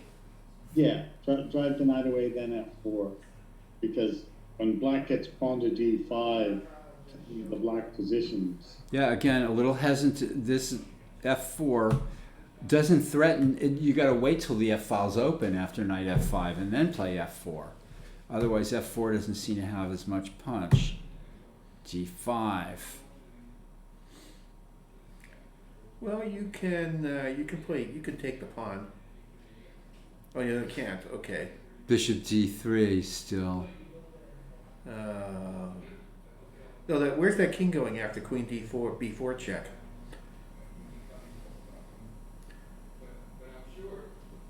Good question. Good question. Queen d6. Yeah, queen takes b7 check, Rook d7. and then your bishop's losing hanging. a piece, right?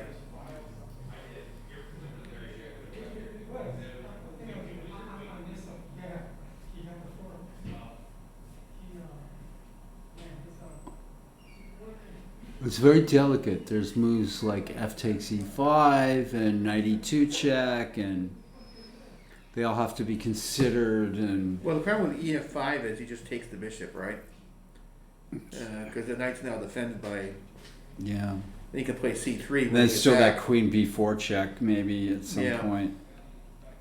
Scary position for both players, getting even more. And here is Black resigned. Black played h6 and then resigned before White could take his queen.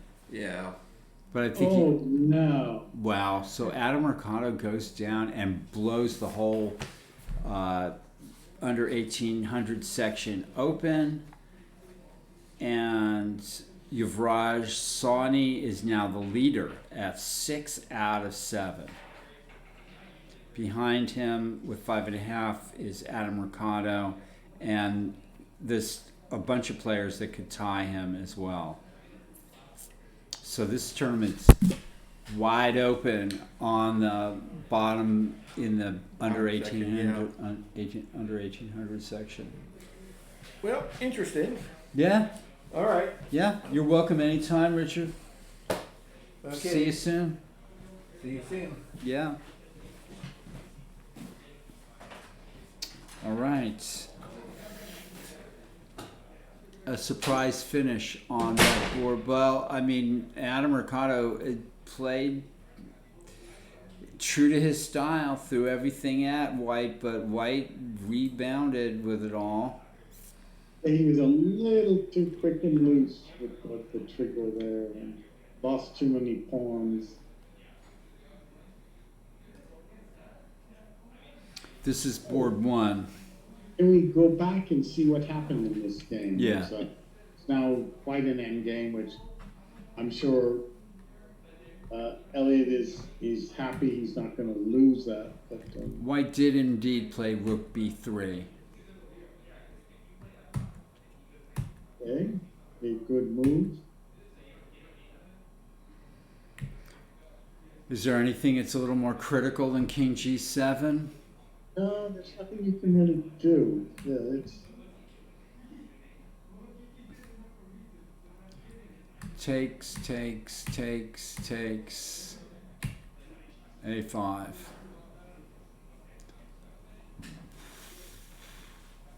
yeah. Now this is a hard position to win. You have to say. Black must be a little better with the bishop pair and the dark squares, but just those pieces left. Okay. We will see Master Winslow's technique. Yeah. Well, black has a draw in hand, which must feel really good. Did I miss something? What did we miss? Michael Walder. White's just played knight d5.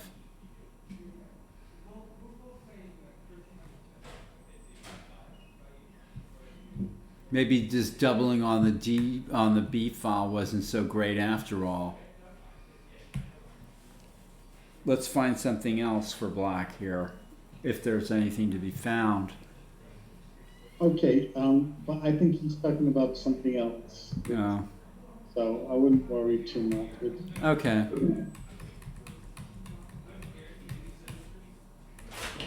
I don't think white should be so eager to play f4. Just leave the pawns back at home. No, but it's probably okay to. Of course. Centralize the king.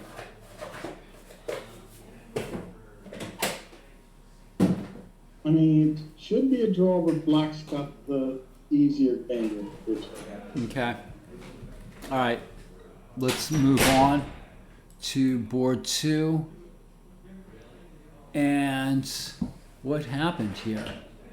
Queen e4, g6, knight c8, bishop f4. Okay. Okay, Oh, that's the move. move. Yeah, You're gonna play chess like this. that is definitely the move. Give a pawn, give an exchange, make it a whole rook. I gotta love it. And queen variations like queen d4, queen h4, queen g1, knight g3 mate. And what's happening here, Nick? Okay, that is rook to g1. That's a cold-blooded move. Probably sufficient. Cold-blooded. Stop queen h4, pawn to g3, and yeah, you've given away so much as black that you can't just win an exchange or something, or even a rook. What about queen g5? And then pawn to g3 anyway. Yeah. Okay. Queen to g5, sneaky threat of knight to f, knight to g3 check. But pawn to g3. Pawn to g3. Yes, and then knight takes g3, rook takes g3, bishop takes b3.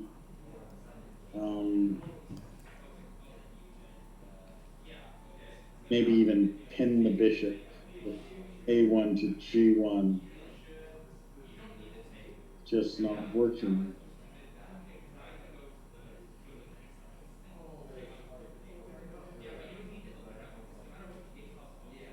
So what can you do here?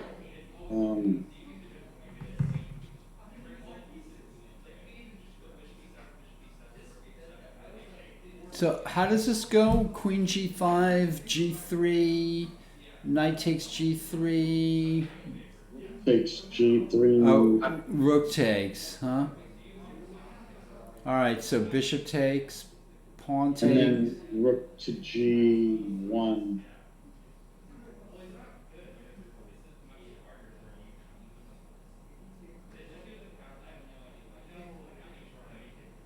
Not after taking on g3, because I can play queen h3 mate. Am I looking at the same position you are?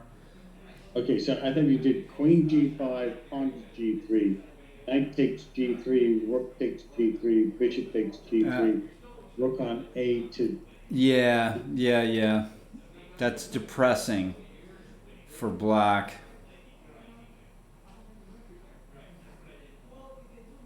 Queen to h4, pawn to g3, knight takes g3, rook takes g3. It's just you have to go bishop g3 and trade the queens, and you're down piece in the endgame.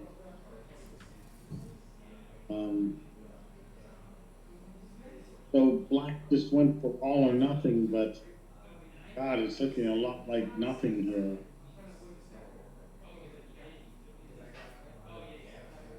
Well, then queen takes c8 or bishop takes c8. Yes, play the exchange down. I mean, yeah, bishop takes c8. what's the big deal? You're probably lost anyway, but yeah, we all agree. Like Walder also agrees. All right, let's jump down to this game. This heavyweight game here. Oh yes, which we think it's Tigran Petrosian on the black side, but Karpov or somebody on the white side just squeezing out the position. And here's black did take on b4, and now white threatens queen c4 check with this shot c5. Nice. We're seeing a but doesn't knight f6 just look good? How about knight takes c5? I mean, Then queen c4 check, and queen takes g5, g4. is that aha? It does seem to work. Excuse me. Yes, that's very nice. Crazy. All right, the players are getting confused, along with the commentators. The king is so bravely up where no king has gone before. Maybe knight f6 here. Trying to play queen g4 check.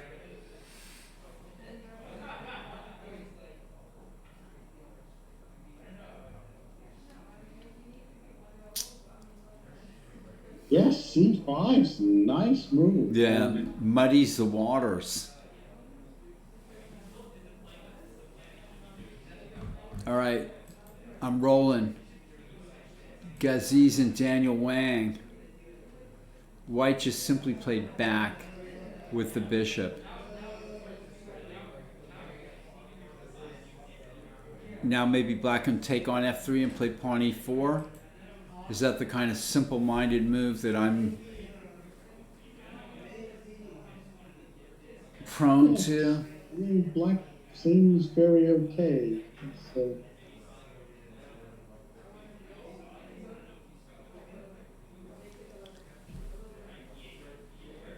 Well, excuse me. Thinking e4, your black is now better.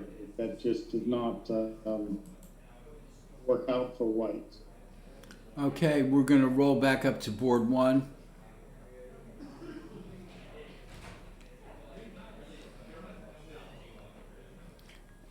And Elliot's trying to tickle the position here. The A pawns have been traded, and white has played f4 in order to centralize his king. And it still looks like a balanced game. Yes, but as you say, well, not quite balanced. It is nicer with the bishop, and Winslow has more time. But the knight is threatening knight b5 here. That's a nasty move. Bishop f2. I mean, yeah, white could start getting into trouble here. But you're right. So, I mean, it ought to be defensible. But,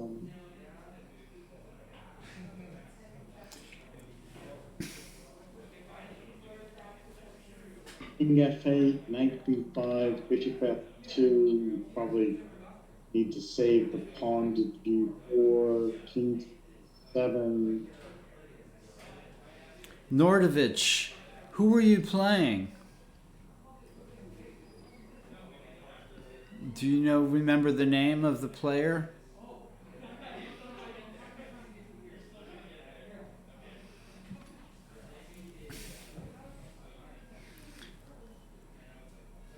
This is an exciting position. So what happens here, Nick? Bishop f2, g4, bishop g3. Oh, then you play king e3. So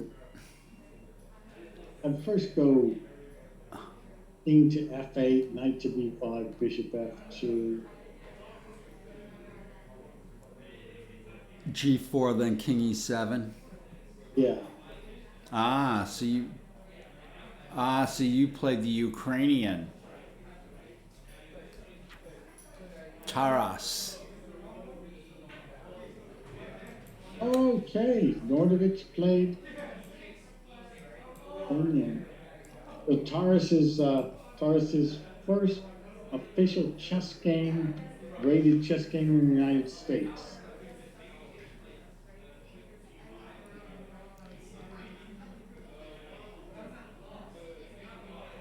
Also, Sebi plays the Smith Mora.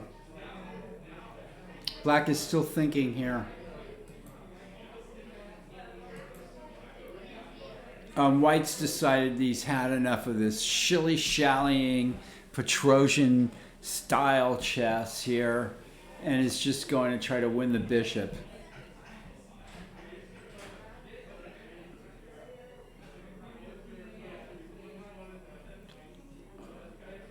Black better do something come soon here. Yeah. It's,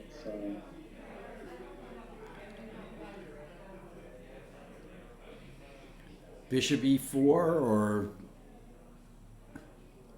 that might even be met by, oh no, so bishop e4, it looks like the last chance to do something. Yeah, you probably have to give up a piece. Okay. Just sit there. Ed Lewis, Guy Argo. This game is, Guy is in his usual sort of semi-time pressure. Nick, I'm going to take a 5-minute break. Which game would you like me to leave you? Leave this one.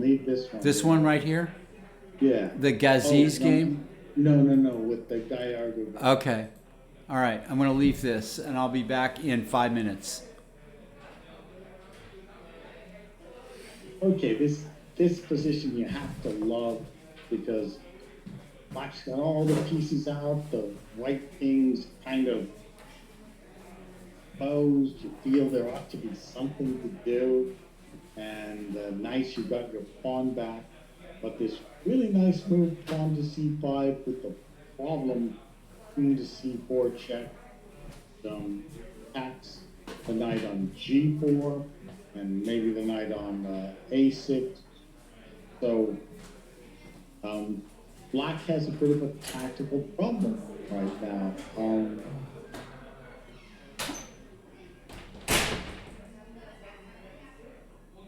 If king to h8, queen to c4, attacking knight on g4, knight on c6, and what can Black do? It's tough. We don't quite see it. And at some point you may say, oh, it's a screw up. White things are actually working for white, so how can we best bail out? And of course it helps to have time on your side. It helps to be experienced of having something go wrong, because a lot of people, they'll just they'll get upset after a blunder and they can't play on.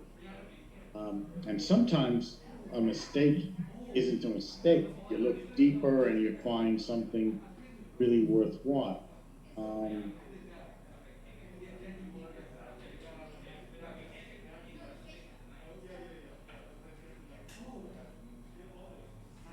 Yes, but on to C5. What can help black against queen to C4 check? It'd be really strange to go pawn to B5, but you could. Stop queen to C4 check. Then they might go pawn takes B4, and if knight takes B4, queen B3 check, backing the knight, which would have to go to D5, but comes to the D line to pin it, and looks like black's just losing the piece anyway. So just about anything black does is going to lose one of the knights. And but look at what can get you the best attack.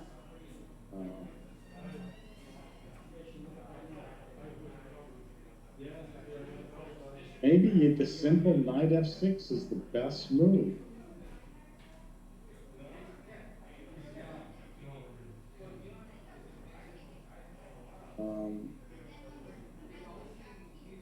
Bishop takes the knight on f6, rook takes on f6, queen c4 check, king to maybe h8, white king takes the knight on a6, and what kind of attack do we have?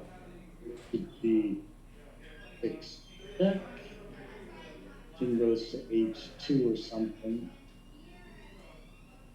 Oh, and there may be a rook to e4. So chances for black, but black is going to have to sacrifice a piece. Okay, so Mike Weller has a great line. Queen f7, king takes g4, pawn to b3 on the queen, queen to, not sure what square, c3 or something.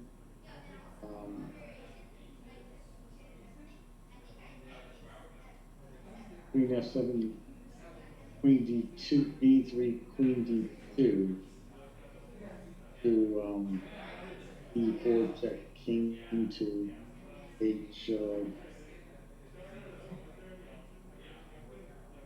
2 or 3.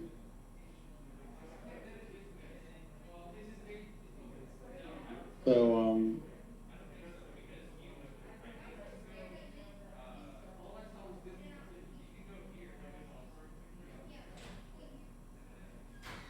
yeah, so again, Mike's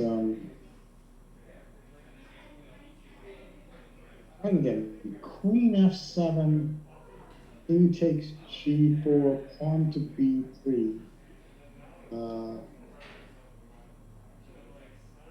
I might go queen c3 instead of queen d2, but queen d2, or check, king to h, must be h3. And then takes f3, but we're putting the queen on f7, so not sure Mike's line is correct.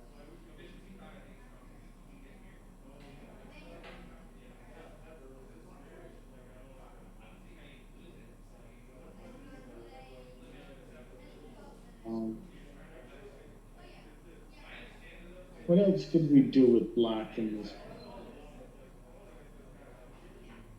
Like king to h8, queen to c4, heading the knight on a6 and b4.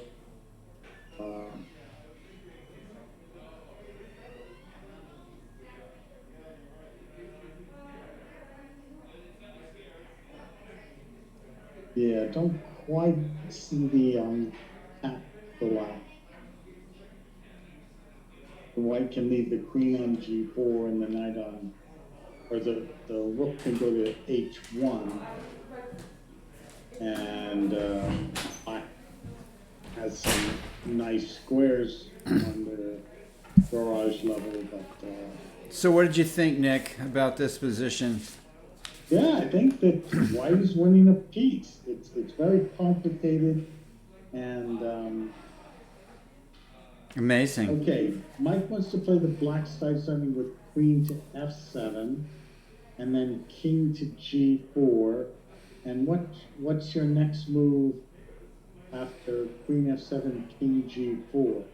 The last line said pawn to b3. Looks like a good move, and I might have done queen c3, but you had given queen to d2, and then it was some rook e4 check. But Wow. so I'm not sure your line worked, Mike. So you want to give us the moves after queen f7, king takes g4.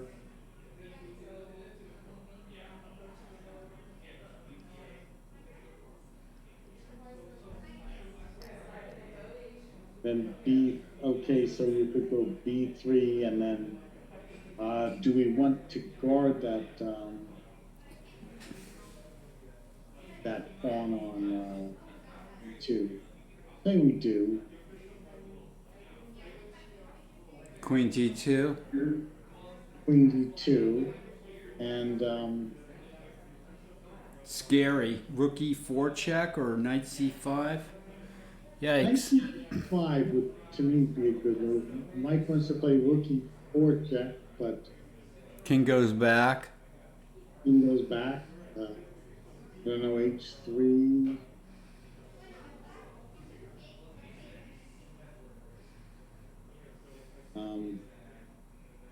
Yeah, it's, My head is spinning. We'll come back to Yeah. us. okay. You guys have been looking at it for a long time, so I'm going to give you a break. Yeah, okay. All right, well, I don't think that one's so clear, so that's, here, all right, played pawn d4, those center pawns got rolling, as you said, but rook to a3. Okay, you may not own the center, but you're trying to own the flanks. And clearly the black king is kind of in the way. Rook he8 loses a couple of pawns, right? Queen b4 check and queen b7 check or something like that. Yeah, we don't want to lose a lot of pawns with the black side.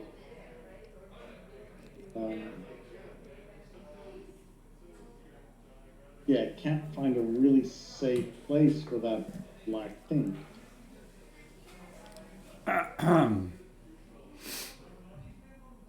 All right, I'm going to switch it up again to board one, where Elliot Winslow is managed to unbalance the position considerably. Well, this is great. The pawns are equal. It's even material, except those two bishops are really good in a position like this. Yes, white. I don't think white will draw this game. There's no clear path to a draw. I agree. Yeah, you have to just play, and the bishops are nicer. This might be a theoretical draw, but it's going to be black's going to make a pass pawn on the king side, and then we're going to see what shakes out of that. What he can shake out of the position. Yes, I think. Elliot is just a killer lately with this stuff. How did he manage to do this?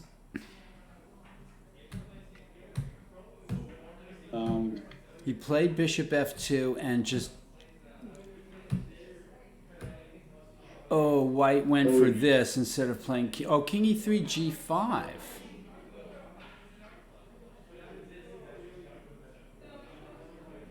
Nick?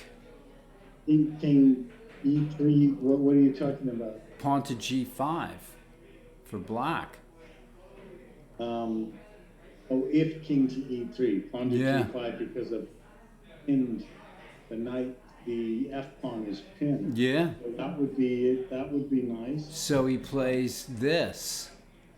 And that's how he got to this point.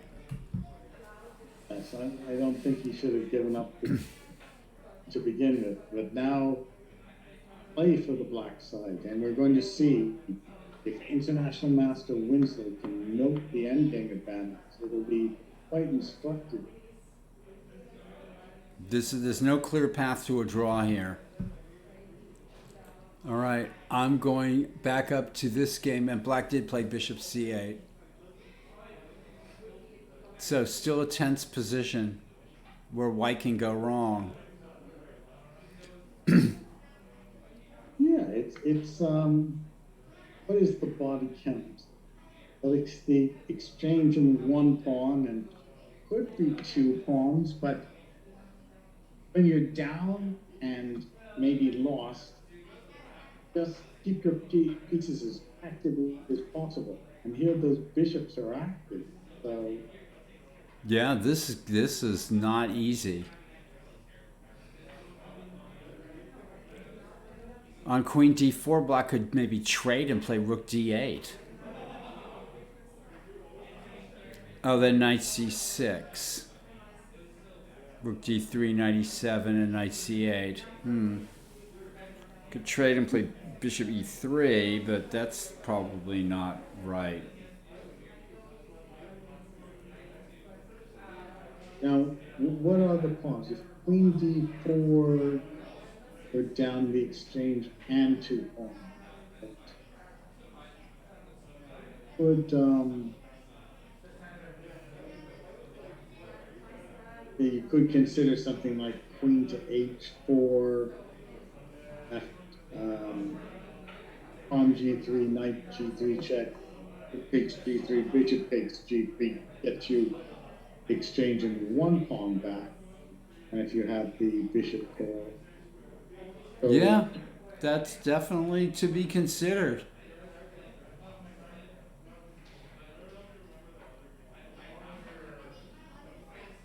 so not so easy, just No. not so easy for white at all.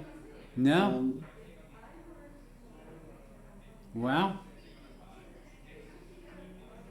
Yeah, maybe you just don't want to do that g3 or Maybe g3 for white now, but then bishop e3 or bishop f5 or something. Yeah, it's not looking right. Wow. yeah, but you're right. Probably g3 is the correct move, right away. But then bishop e3 or bishop f5? Bishop e3 first, threatening bishop f5. Yeah. Yeah. Oh, bishop f5. Back the bishop on d3. So,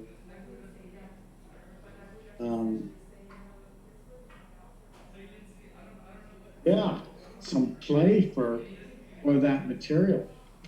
Wow. Okay. Let's look at this game. Black indeed did not sacrifice a piece. He instead played h5. Okay, probably Petrosian-esque, but and at least you open the f file even when you get your pawns doubled in an ugly manner. Because the knight went to g8. Ouch. Ouch. Okay. Wow, okay, white has to be better, but can you be greedy and go bishop takes 6? Maybe.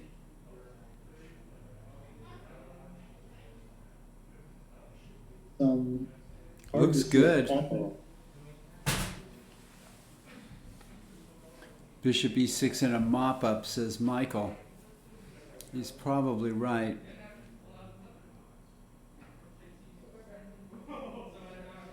Yeah, knight G8 couldn't have gone well. 7 or something. Should have played knight to d7. Yeah, maybe bishop d6 anyway would be good.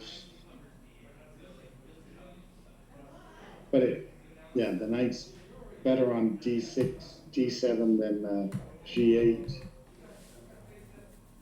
Okay. Oh, okay. Petrosian is having a bad day. Black played the move that I suggested, which was knight f6. Okay.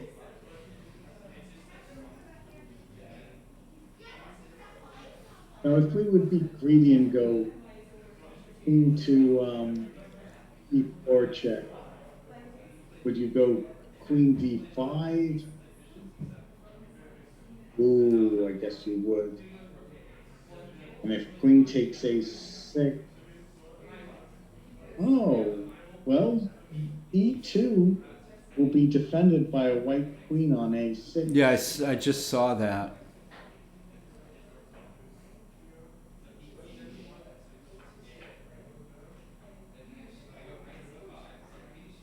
Queen c4 check into h7.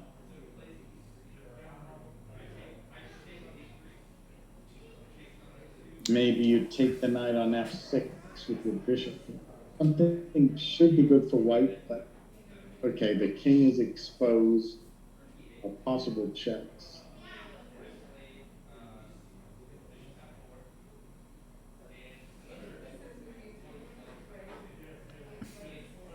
Amazing.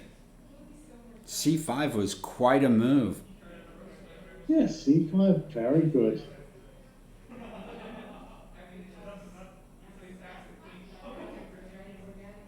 He missed queen f7, and so we've got to bring this game to the chess cafe. That's on you, Nick, next week, because I won't be there at the chess cafe next week. Okay, You're the chess cafe guy. sounds good. I have a birthday to go to. Birthdays are important. I always liked in the school classrooms the birthday. All right, let's roll on here to Gazeez. b6 is played. Black is going to hold on to his ill-gotten gains. What about queen b4, king e8, queen d4? I think That's a beautifully centralized. Black's queen. getting outplayed here. Oh, f5 is still hanging. That's true. Then rook a7. I don't know. Yeah, that would be good.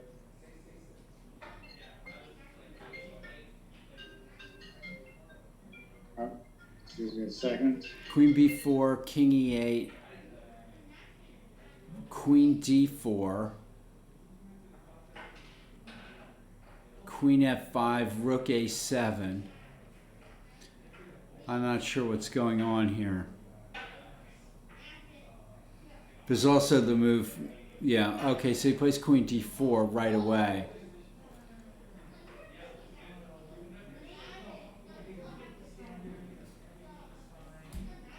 Man, I am having trouble understanding this. So queen f5, rook a7, this black king is really in a mess. It is. It is. It's just, I'm trying to find a way for black to coordinate his pieces, and it's not easy, folks.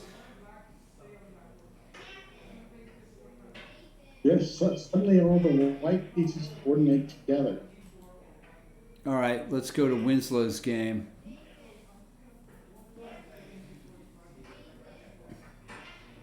All right, so white cuts the black bishop off from the diagonal, but Black's still going to play h5 and g4 or something like that.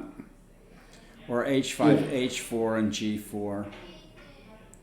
H5 looks right. There's only 3 pawns each left, so it's tough to win, but yeah, it's White's got the chances.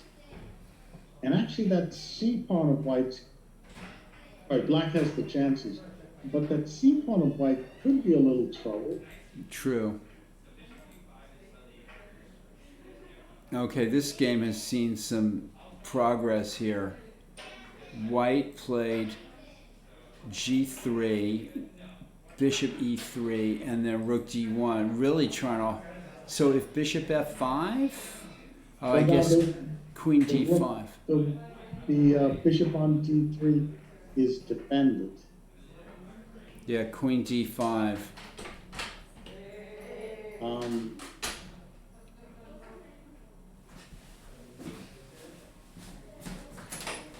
Come on in, man. We're trying to protect you, Paul. Come sit here. Come sit on this chair. All right. We have my main man. Tell everybody your name. Thomas? Thomas. Thomas, you playing in the tournament? Yes. How are you doing? Not that good. Not that good right now? Probably in the middle. Probably in the middle. So did you play tonight? Yes. How'd you do? I was supposed to win, but I lost. Ah. Well, you win some, you lose some, right? Yes. That's Nick DeFermian, Grandmaster Nick DeFermian right there. And we're hey, looking Thomas, and we're looking at some of the games. You want to take a look at some of the games we're looking at? Sure. So this is Nicholas Wang versus Christophe Bamboo on the second board. Okay. What do you think? Here, it's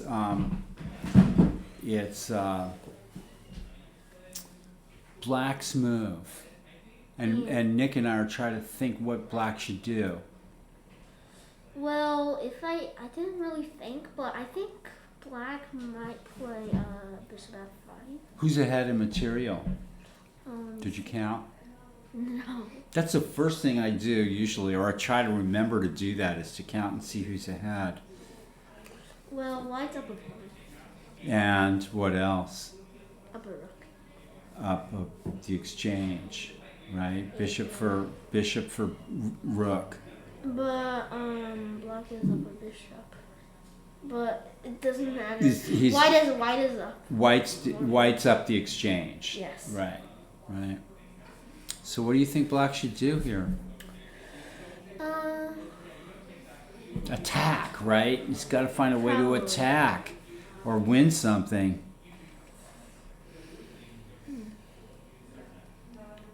What do you think, Nick? Grandmaster Nick DeFermian over there. what to do? It's yes, a little tricky here. Tricky. Bishop f5, then queen d5, maybe? Yeah. Queen Bishop D5 f5, would be a good move. Queen d5 trades queens, and Black doesn't want to trade queens. Yeah, we don't like trading. Not when we're the exchange and a pawn down. That's not good.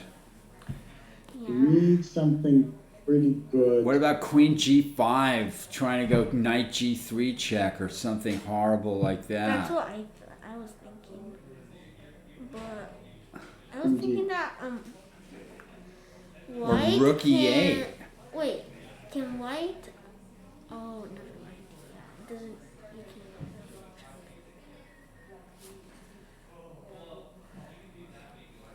Yeah, we don't like bishop f5 either because of queen d5, but what about rook e8 or queen g5? Let's go. We've got to go all out and try to attack here. I was also thinking of queen to d7, knight g3 check. Ooh, and threatening bishop b7 too. Wow, Oh, look at yeah. that move. That's actually good. Phew. It's maybe. It's all maybe. Lots of. Oh, that's a grandmaster move right there. Probably. Probably. Okay, Mike likes knight to f6, hoping, maybe queen to h4 could be played. If queen d7, queen g4, queen takes g4, f g4, bishop b7 checkmates. Haha. Yeah. Even without the queens. Even without the queens.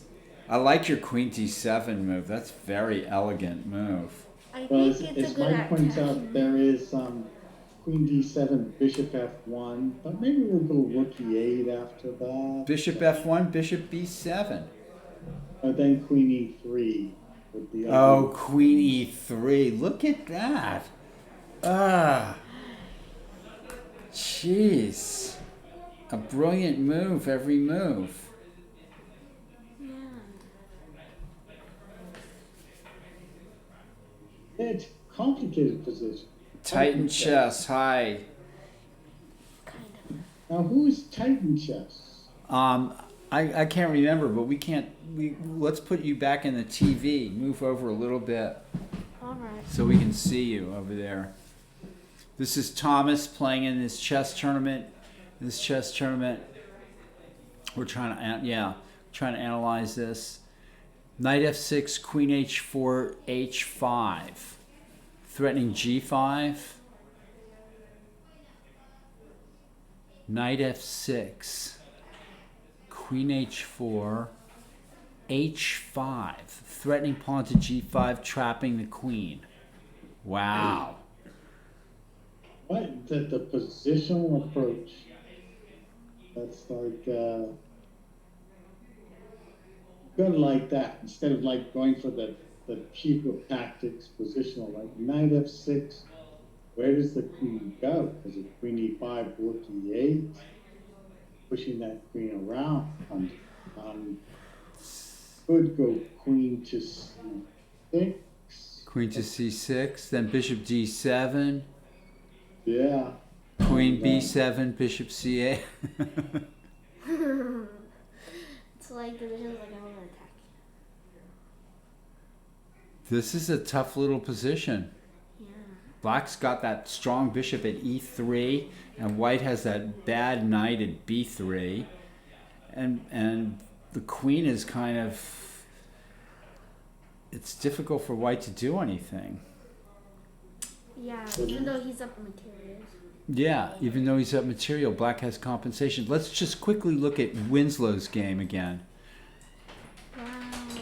Wow. And he grind out the ending. This is just what we were looking at. This is just what we predicted. Black's Yeah. made a pass pawn. Black is probably. Do you think so? I think it's Wait, really tough, but it looks like black has the winning chances here. But white also has a pass pawn. Yeah, but that pawn. Black's king is. What do you But think? that white c pawn is also dangerous. Yeah, but the g4 bishop is protecting the c square. Yeah, bishops are really good at Yeah. Well, the h1 bishop, the bishop. How can black force Black's got to somehow challenge that bishop on the diagonal. Yeah. Maybe you can. I don't know. It's hard. First, yeah, it's really hard. So you can go bishop e2 to f1 to g2. That's a good try. Bishop e2, f1, and yeah. That's a really good try. Yeah, it We'll is. start with bishop e2, knight to c5, and try to go pawn to c7. Oh, threatening pawn to c7. Yes. All right, so if I go king to d8, Okay. what? And do we want to try to exchange another pawn with pawn to e6? You could probably take it. The knight takes his check. Into c8 down to one pawn. And then you can go knight to g5. And very tough to win. Very tough to win. All white has to do is exchange one more pawn. And then. Bishop e2, knight c5, king d8. I think it's pretty tough. e6. Takes, knight e6 check, king c8, and then knight g5. Well, actually, Mike has pointed out if bishop e2, knight c5, king d8, king to d6 has an out factor to it because you threaten pawn c7 check, king to c8, bishop b7 checkmate. I was going to play bishop takes e5 check and bishop g2. But bishop e2, knight c5, king d8, king d. Bishop's only on e2. Oh yeah, not enough time. Um, King g6, bishop e5 check, king e5. I've got, yeah, not enough time. I guess. no, not enough time. The knight gets back to defend. So maybe you make a draw with black. You're going to start with bishop e6 check. What do you think? So probably not enough for Weasel to win. Probably a draw. Probably a draw, yeah, I agree. Okay, we'll see what happens. Which Let's- game do you think we should see? Let's take a look at the David Askin game. Oh, uh-oh. David asking his wife. Yeah, Lucas Lesninsky. Wow. Austin, this is not Austin, this is Thomas sitting here.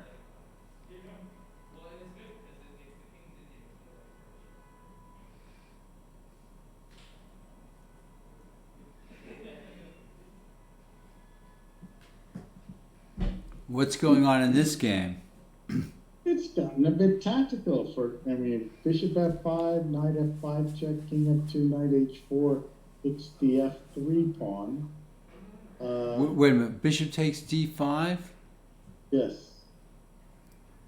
Bishop takes d5. Oh, Titan. Then, Oh, Titan Chess 666 is Austin. I think you're right.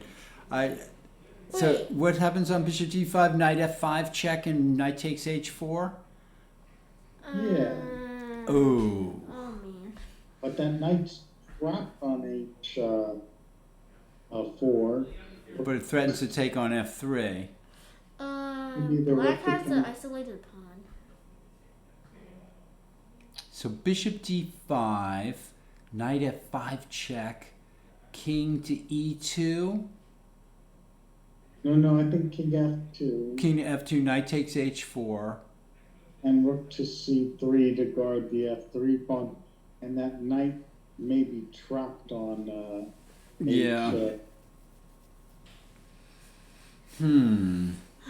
So black is still struggling here. Yes. Okay. I agree. All right, let's Which one move should on. we look? Let's look at Ed Lewis, Guy Argo. Whoa. I guess white can play knight takes b3 here. So that's a clean. Knight takes b3, rook on c7 to Well, white up. b7. Knight to d2 and then c3. That's like those puzzle positions. And rook takes b6, pawn takes b2. And then the rook can go back to b1. Right? And then it's rook ending with a pawn up for white.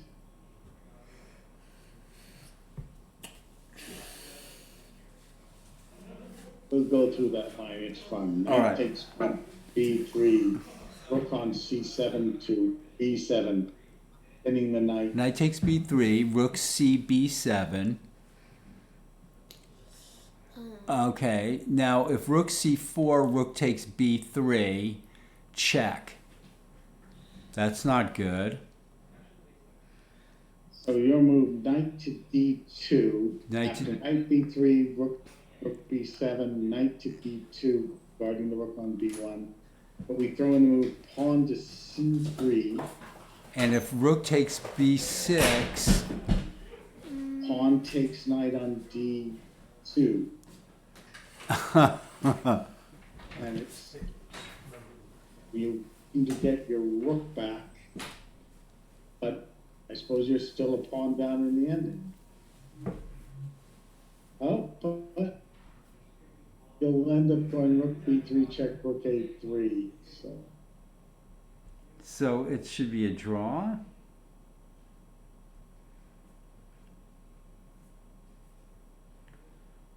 Well, yes, if knight takes b3, looks like black can weasel out with a draw. But Amazing. white's down a pawn but up a knight.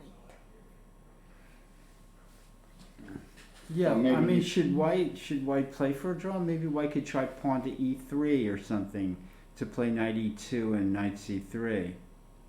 Yeah, I think those pawns are blockaded. So white should be better. Yeah. Okay.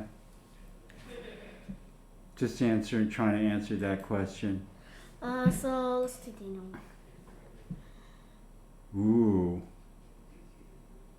Okay. Huh. If I'm white, If I'm white, would I want to keep the queens on the board, the rooks on the board?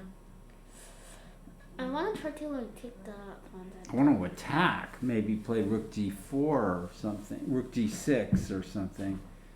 Funny, black is gotten out somewhat here because there's some positives.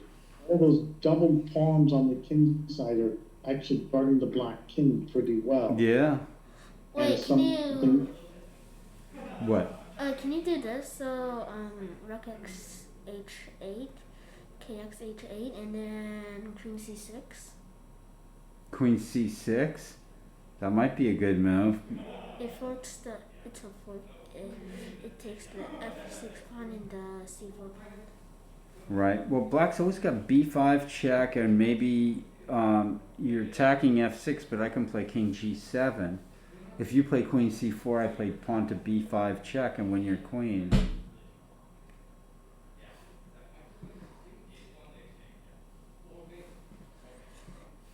Maybe black is getting out of this, huh?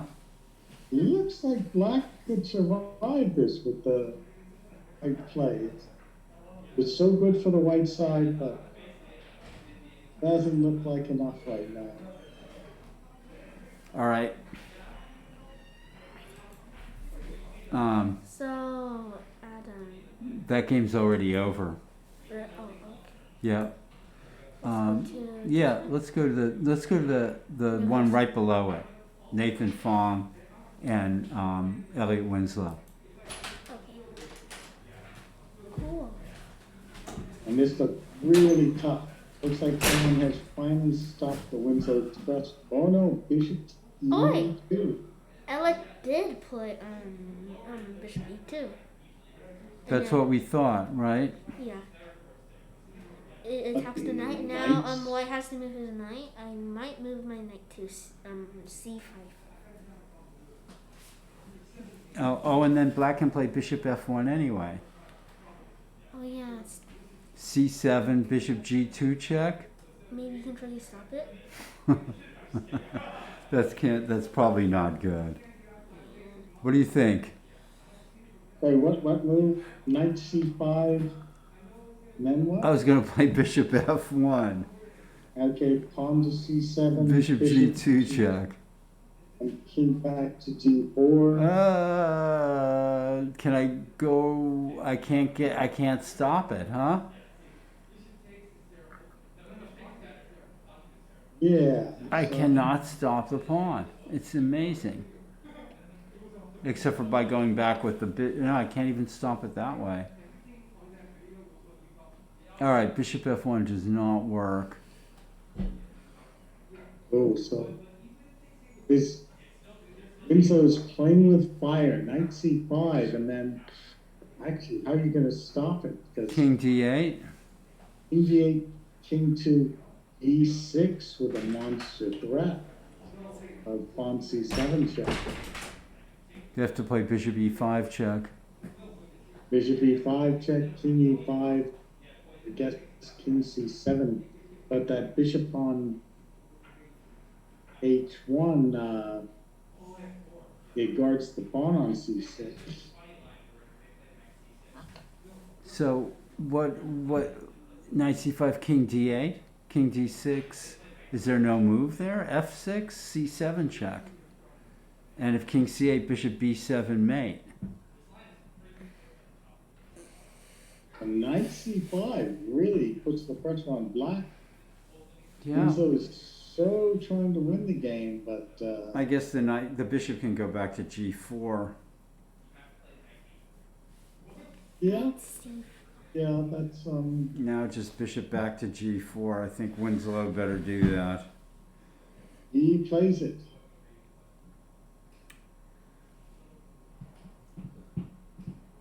Black's in danger if he doesn't play bishop G4. Yes, now you can get into trouble.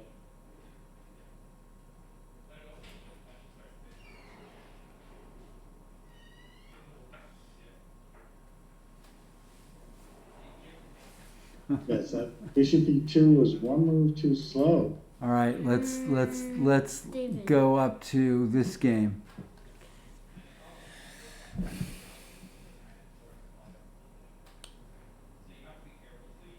Black played rook E8 instead of the knight F6 move.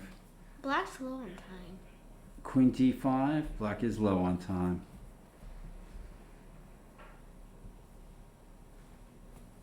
Queen D5. Are we missing anything? Yeah, Queen D5, you play Queen F6. Again, it's positional pressure. Queen D5, you could go Queen E7. Trying to play bishop B7 again. It's Maybe getting a little dodgy for white here. Black's on the attack.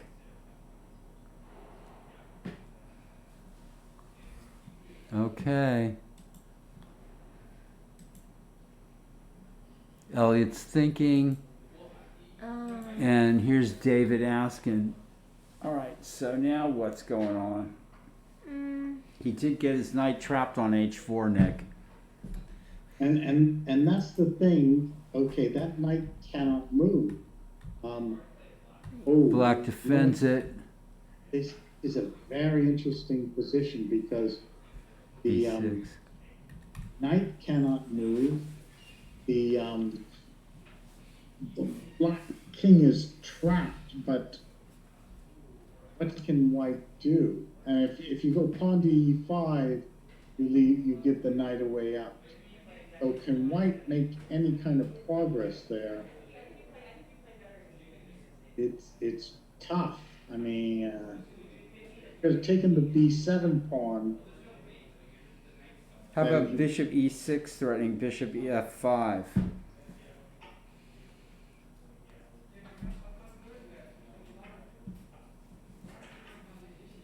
Yes, that bishop could do a lot of good there. Actually, that seems to win. Bishop e6. One thing you can do, rook c8. Well, that's why I didn't play it.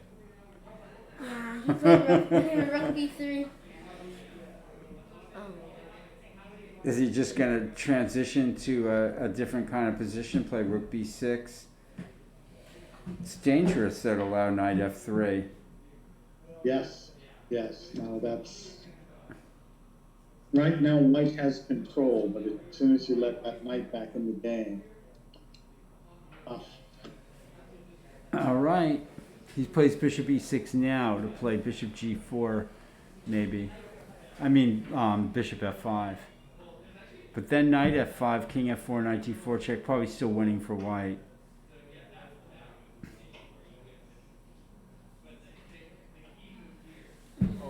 All right, let's see what... Oh, he plays king back to h8. I don't think he's really seeing what's going on here. See that Argo game? monkey art. Oh, he Guy fell Argo. for this tack? Oh, no, he didn't. Yeah. Rook b7, rook b6. Look at Yeah. this. Yeah. Yeah. Now whites. Guy Argo might have dodged a bullet. Did we didn't see this tactic, did we, Nick? Oh, he played rook c3. Rook is a bad blockader. Bad blockader.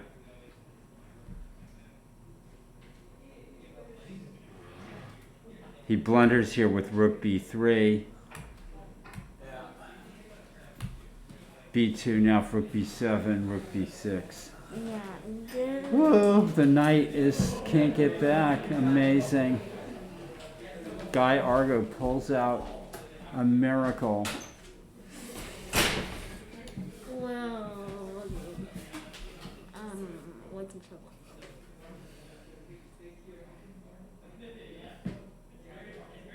Is he helping you?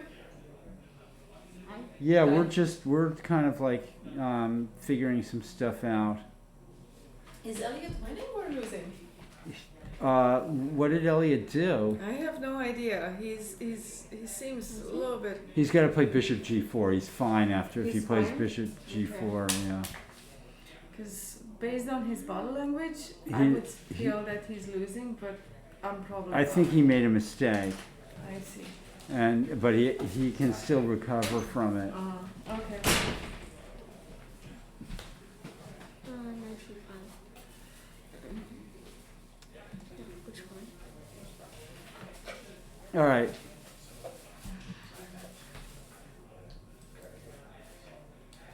It's just going back and forth. Yeah, we're just looking at the same games because these are all the What The about games. The other all the other games are on. These are the only games that are on DGT Oh, I boards. got the result. So what's going on here, Nick? Looks like it should be a draw or a win for black.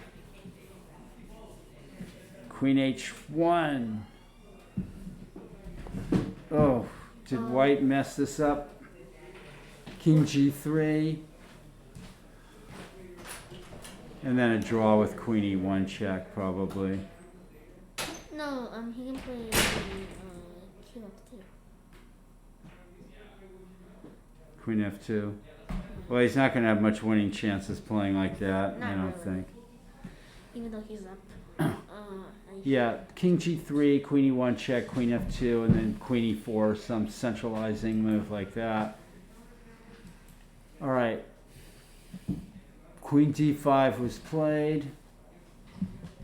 Black is still thinking. Elliot is still thinking. He is. White is still thinking. Okay, black's just moving back and forth. Bishop f5 looks like a bishop f5 here. Bishop f5. I'll use the knight take. Yeah. Then king takes. He Oh. plays it. He plays it. Knight takes and then king takes and then. I think this is just a winning tactic. Very nice. Wait a second. Wait. Does this work, Nick? Looks like it.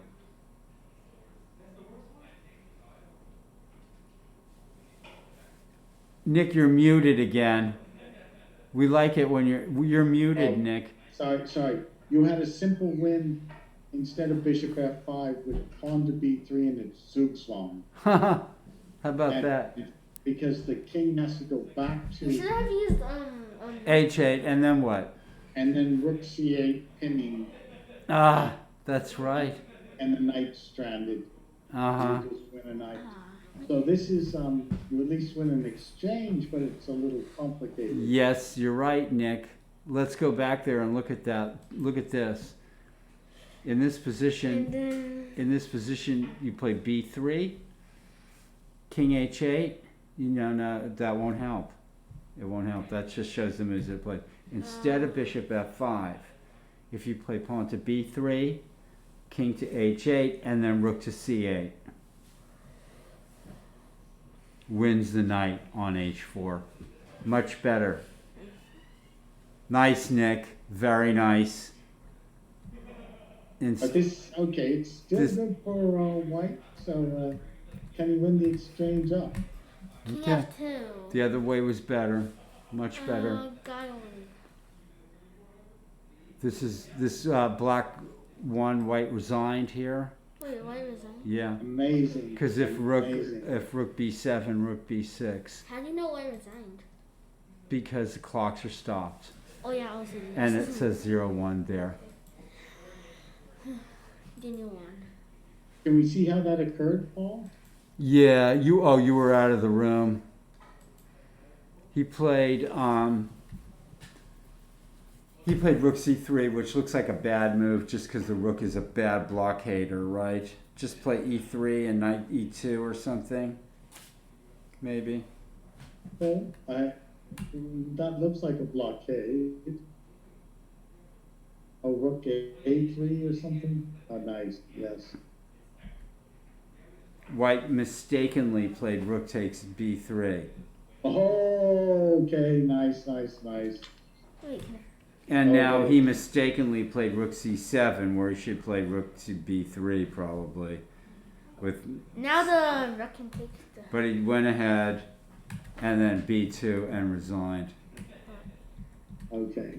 That's a Okay, swindle. so- That was a Yeah. definite swindle. All right, Daniel Wang versus Gazeez. this should be a draw. Probably. And this is, black is in time trouble, but white is in position trouble.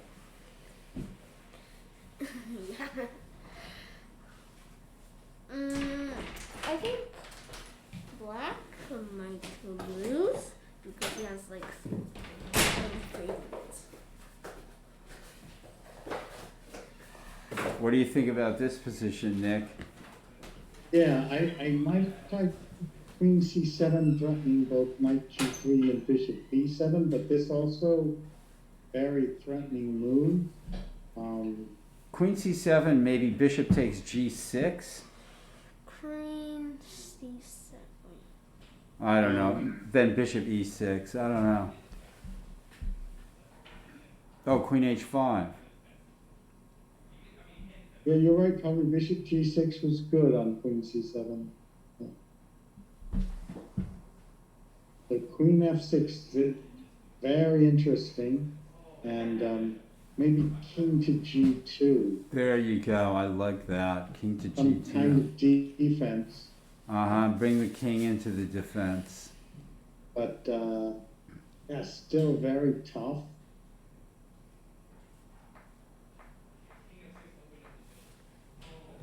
All right, let's take a look at see how Winslow's doing. He played back. Ooh, that was a close call. He was almost losing there. Okay, at least that's the mark of a good player. He came to his senses and played back. Oh, all right. Yes, and now the game should be a draw. And this Wow. game is not good for black. Yeah, but black's knight is still protected. I know, but white's going to try to trade rooks. If white can trade rooks, this game is going to be horrible for black. I know. Oh wait, what should white play? Rook b7 maybe, even now. Wait, Or take on wait. take on b5, and if rook b5, rook c8, and rook d8. I doubt if black has a Can you play perpetual. b3? Yeah, maybe. Um, I think black is in serious trouble in this game. oh yeah, because like If he loses both these if he queenside takes it pawns, and then rook a7. yeah, if he loses both the queenside pawns, then that b pawn's going to cost him his knight. Right? Yeah, that knight is just slow. The Yeah. black king is slow. White's going to take both these pawns, and then he's going to, and then the b pawn is going to cost him. All right. this game is boring in a way because it should be a draw. Which game shall we want? Let's take a look at this game again. White plays the bishop into the defense. You want to use the mouse? Oh yeah. You want to make the mouse go squeak? No. I have a joke. Why are cats bad at computers? Do you have any pets at home? No. No? Goldfish? No. Octopus? No. Jellyfish? No. I'm just wondering. Okay, so Bishop e4 might be a good move, but I like your king g2. Black is running out of time. It's getting really exciting. I wonder what happens. I know Nicholas. He's a good player. He's a really good player, Yeah. isn't he? He's also one of my friends. He's one of your friends. Rook e5. Well, what happens on Queen a8, I suppose? Queen e8 looks like a very good move. Queen c6 is met by bishop e6. So, Well, Queen c6, there's knight g3, pawn g3, rook h5, king g3, Ugh. bishop h3. don't say that.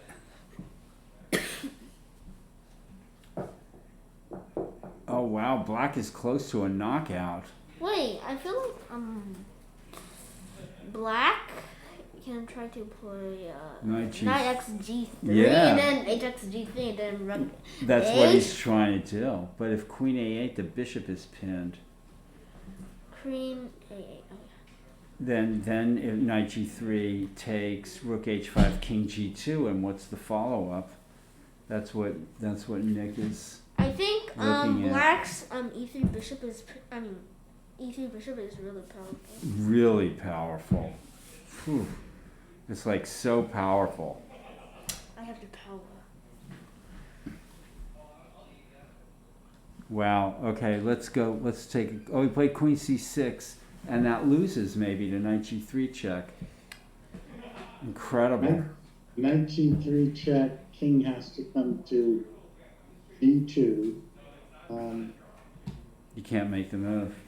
So knight g3 check, Knight g3 and then king g2, and then knight e4. And we can go bishop knight e4. Although we can go queen c8 check. Queen c8 check, but anyway, you just move king and then king g7. g7. And rook g5 check is coming. Oh my gosh! Wow. This is a nice looking attack by black. Yeah, black's the one having the fun. And he And plays also- it. He plays it. Good. Whoa.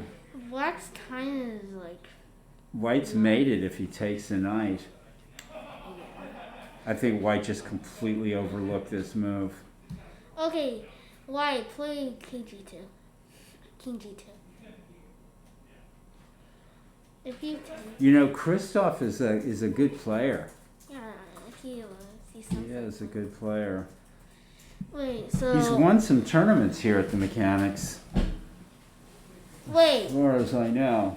wait. Do you have an extra piece of gum, Judith? Yeah. Could you throw it over here? I'll gun. You like you can have one too if your mom allows it. Does your dad allow you to chew gum? Yes. Well, then here you You're on go. record, so you Yeah, should yeah. try it. We just asked you, and you're responsible for your. Because also I earned a candy today and I didn't even eat it, so I guess I'll use this one. I need it because my mouth is getting dry. You want me to bring you water? I'm okay. Water? Nick, Yeah, if you have an extra water. here you go. No, don't but, worry but about I it. can drink it from the. Do you like Don't worry about it. I can't chew gum Oh, oops. and drink water at the same time. Okay. What do you think? Okay, White's thinking. Let's take a look at Elliot's game. Mike Wilder's off to dinner. It's Bye, Michael. This excitement that's here.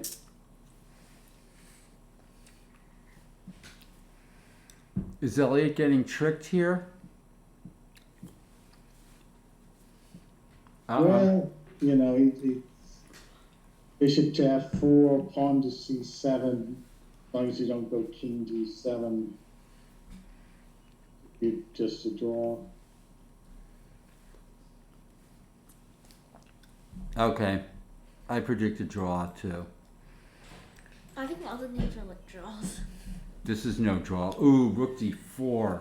Look at the knight trapped. Oh yeah. That special relationship. And then you just have to move king e2, king d2, Yeah. and then black. Look at that. Just go over there and take the knight. I think what black should do is, I think the best move or the worst, he should play h4. h4 right now. I'll try to, and then I'll just like move my knight out. You know. It was white's move though. And he played king f7. Oh, he blundered. Wait, what? Is there a way? Now he just goes ahead and takes it. And then the knight's like, Nicely done, David. Game is over. yeah. Well, okay. Which one should we do? Daniel. Oh, white's losing a pawn. Oh. Oh yeah. Wait. If queen g3, queen d2 check. White cannot lose that pawn down there. If he does, this game is bad. This game is over. I mean, not over, but White let himself get pushed around here.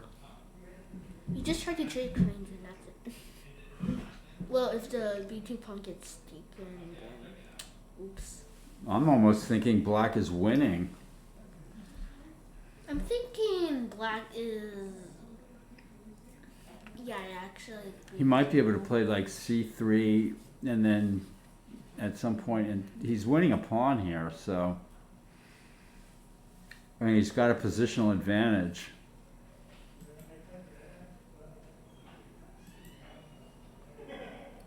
Yeah, white has to play for a draw. It's This is what happened, Nick. okay. Exciting finish here. Now it is you cannot take the knight because of rook g5 check and queen down mate. So white desperately needs a defensive move. Knight takes d4 doesn't seem to do it. Rook d5 checks a big threat. Now all four of black pieces in the king hunt, and see the white pieces far away from their poor king. Wow.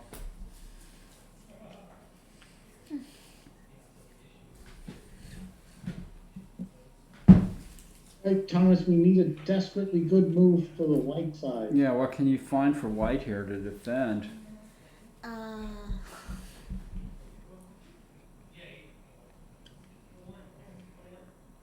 I'm not seeing it. Can we try rook to f1? Wait, rook to f1? Yeah, doesn't look good. Wait a second. Oh yeah. Maybe H. Oh wait, it doesn't work. Queen g5 check. Oh, then you've got queen g4.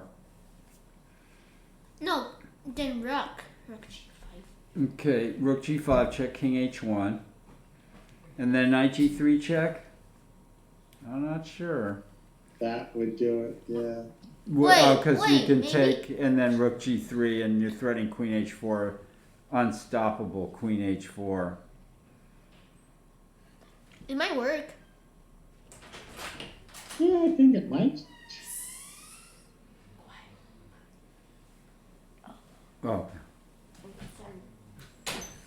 too loud. Nick is too loud. I'm too loud. I think he wasn't talking. He wasn't talking a lot, so I don't think he's loud. Okay, which one? Let's look at Elliot's game again. And what played? Knight. Now, for some reason, we got White's clock going. Wait, what? So I'm going to reload the page. I believe maybe they would have agreed a draw.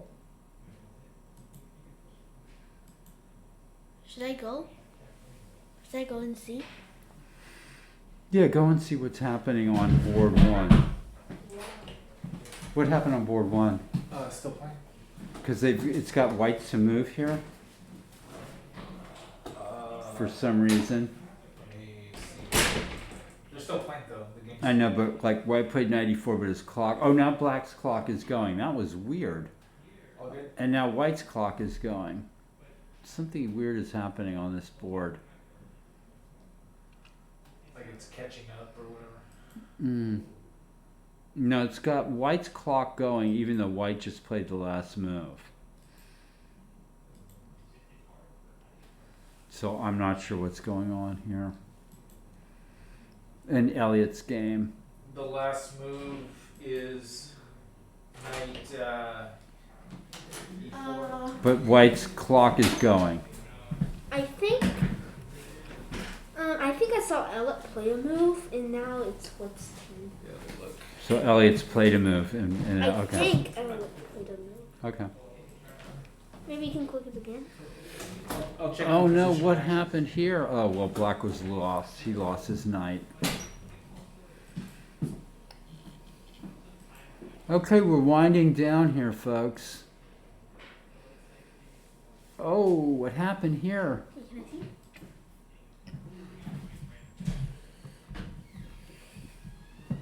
He played Queen H3. Good try. Knight F2. Is that the right move? How about Rook G5, King F1, I think Rook G5 is right. and then Knight F2? Oh wait! No, Oh, sorry, that's too loud. Sorry. That's definitely too loud. Rook G5 and KH1, and then Knight F2 is checkmate. It's not. Yeah, but he won't play King H1. He'll play King F1, Then Rook G1, and then King comes up to E2, and then something. and then something. Something that's good. Yeah, but you got to calculate. You can't just. Well, anyway, he played Knight F. I gotta enter the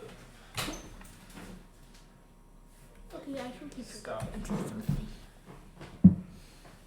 Can I have another gun? No, because it's Judith's gun. Oh, I did it inside. She's gonna have to give you the gum. How many pieces of gum can you eat at once? Did you swallow it?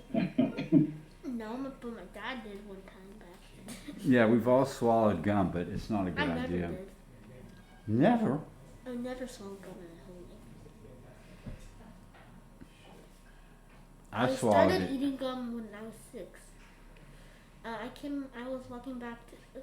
I was walking. You to- remember the first time you ate gum? Yeah. That's incredible. I was walking back to my house from school, and then a lady gave me. She said, "Would you like some gum?" And I said, "Okay, sure." And then she gave me a mint gum. Was it somebody you knew? Yes. Okay, because you don't want to take a piece of gum from somebody you don't know, right? Do you know Judith? Mhm. You know Judith, though. Yeah. All right. Well, I think Black has maybe messed this up, but I wasn't able to. He's still winning, and I don't think I was able to find a better continuation off the top of my head, even though I think there probably was one. Yeah, there was a knockouts at a Knight F2. Black is still, but now he's only got 17 seconds left. Oh no! Wait. He's definitely winning though. I mean, he's got a bishop and a queen for 2 You have to rows. go quick, Black. Okay. But Black will lose, but How about Elliot Winslow? I Is think Elliot playing for the loss? That's what they have. You ever heard that? no. It means, is he playing to lose? Oh, Put my there's the racket. gum. I just put my racket there. Okay. Here, I'm going to put this in safekeeping. Here. Hey Paul, come here real quick. Mm. So redoing the game from where it left off. So bishop I'm E6 Paul. check, You're in charge there, Thomas. and I have this move. But what is that? Bishop to Hi, Richard. Richard Hack may have been playing his game, but now he's going to chop. try. Yeah, bishop to b3. Let's say that. No, that's a losing move, though. Okay. Oh, not to say that he might not have played it. Bishop to c8. Yeah, C8. Oh, C8 here. All right, let's play that. King C5. okay. Blunder. King C5. Bishop X E5. Okay. King B6. Okay. King B6. Bishop D5. Oh, so it was bishop to b3. Shit. Even though it was a losing move. King D. Okay, so King D4. Bishop to B3. Right. Terrible.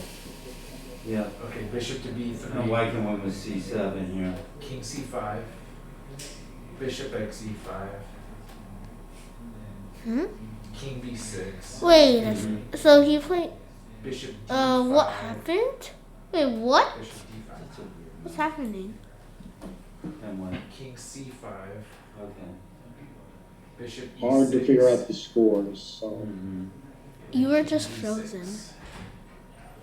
That's where we're at. Okay. I don't know if we got there in the right way, but Yeah, but let's see what happens. that's where we be. Yeah. Now it's complicated. You just blunder a pawn. Yeah. Range. Just gave up a pawn, which this is kind of him, but not the sort of thing you want to do. Pawns are your friends. Can't Pawns are just your do that, friends. right? Oh yeah, but sometimes I sacked them. Sometimes he sacks the pawns. All right, let me verify. I hope they understand it. Richard, did you win, Richard? Wait, Richard? Richard, you gotta keep your voice down. Sorry. That's Wait, okay. but that's Richard. That's Richard Hack. Oh, yeah. Rick Hack. So, Hi, Richard. Richard. Hi, so Richard. did you lose or did you draw, Richard? Hi, Richard. Do you like the candy I gave you? You gave Richard Hack some candy. And gave me one candy for back. Well, that's very nice. So you drew, Richard. Your game was a draw. I lost. Okay, well, we're all learning. Let's take a look at. Richard said he lost too. Look at this game. This is not looking good for white, but black's only got seconds left, so anything could happen here. 93 check is a nice move, so maybe you have to grab that bishop on f4. Oh, you know what? You go 93 check anyway. Yeah, this is not good. Knight takes f1, 93 check. King g1, queen takes bishop. You should be able to win that with almost 0 time on your clock. And what's Elliot trying to do here? But he can't lose. He can't move. That's the problem. Which If he just goes Daniel. bishop e6. Wait a second. White lost the pawn and now is. He's gonna lose another one. Oh wait, look. Well, if black can play pawn to c3 and then win the pawn at a3, he's going to be winning. Oh, I was just gonna say. This is a blunder. Look at this. White just Yeah. blundered horribly. Yeah. So if you play king here, Yeah, he should. like, if you play. You can't make the king move. You'll have here- to just tell me. King h2, then Yeah, what? king h2 and then Then queen what? f4. I mean, queen e5. And then Just takes king. the b2 pawn. No, because the queen is protecting it from g2. Whoopsies. But white blundered with queen f3, overlooking queen e5 check. That's a Yeah. horrible mistake. Just terrible. See how safe that black king is. It's amazing. You can't check that king. Just very, very bad move by white there. White, you played a bad move. Oh wait. Oh, white's gone for the attack on the h file, which leads Why you nowhere. have to go? I mean, black. You kind of have. This is This is bad for. just I mean, terrible. 7 seconds left. Is that correct? Yeah, but it's enough time. No, it isn't. Wait, can I see the position again? Elliot's still thinking here. Yeah. I think black might have enough time to win. Oh wait, black. Oh, I just played. He made a queen. Now he's got a queen and 2 pieces.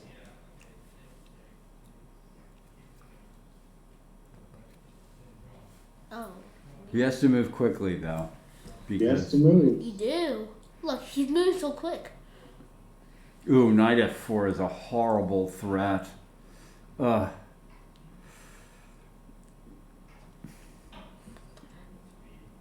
Think when your opponent is thinking. Mm. That's what my dad teaches. Yeah, thinking when your opponent's thinking. It's not fair. Uh-huh. Elliot's thinking here too. He's got more time. He's taking it very seriously. This game was lost. Okay, so. And look at this. Black won a pawn on the queen side, and now there's man. nothing white can do. You tried g5, but it didn't do anything.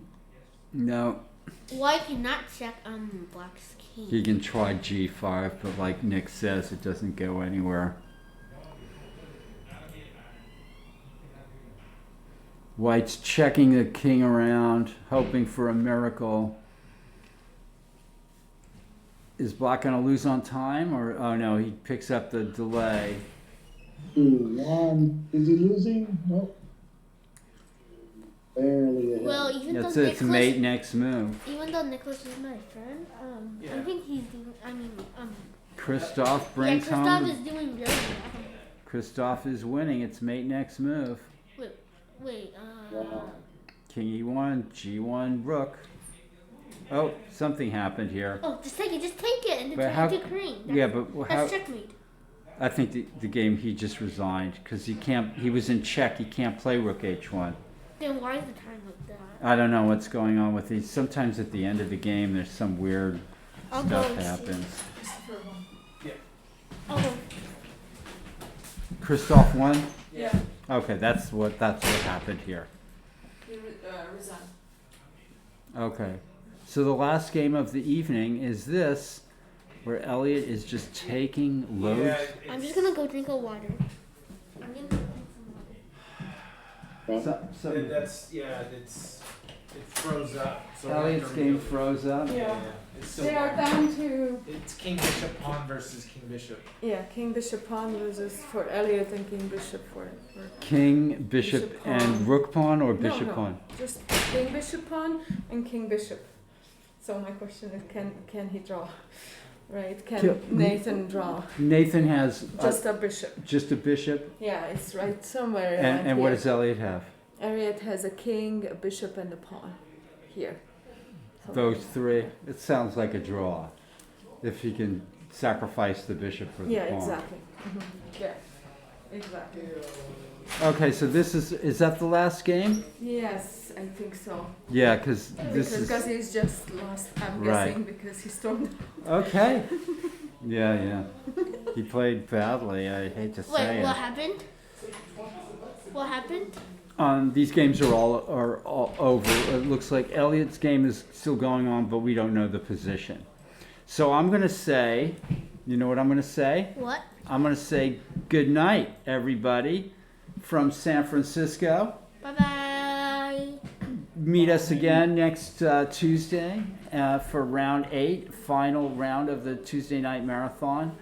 This is Thomas here, Hi. and he helped me in the last part of this, trying to understand what's going on. Nick DeFermian, Grandmaster Nick DeFermian, and you can see the players starting to leave the playing hall. We'll see y'all tomorrow. Bye. Good night, Mr. Maxers, and Bye. everybody Good night, else. Richard. Oh yeah. Oh yeah. Thank you, Richard. All right, I'm gonna Do you guys know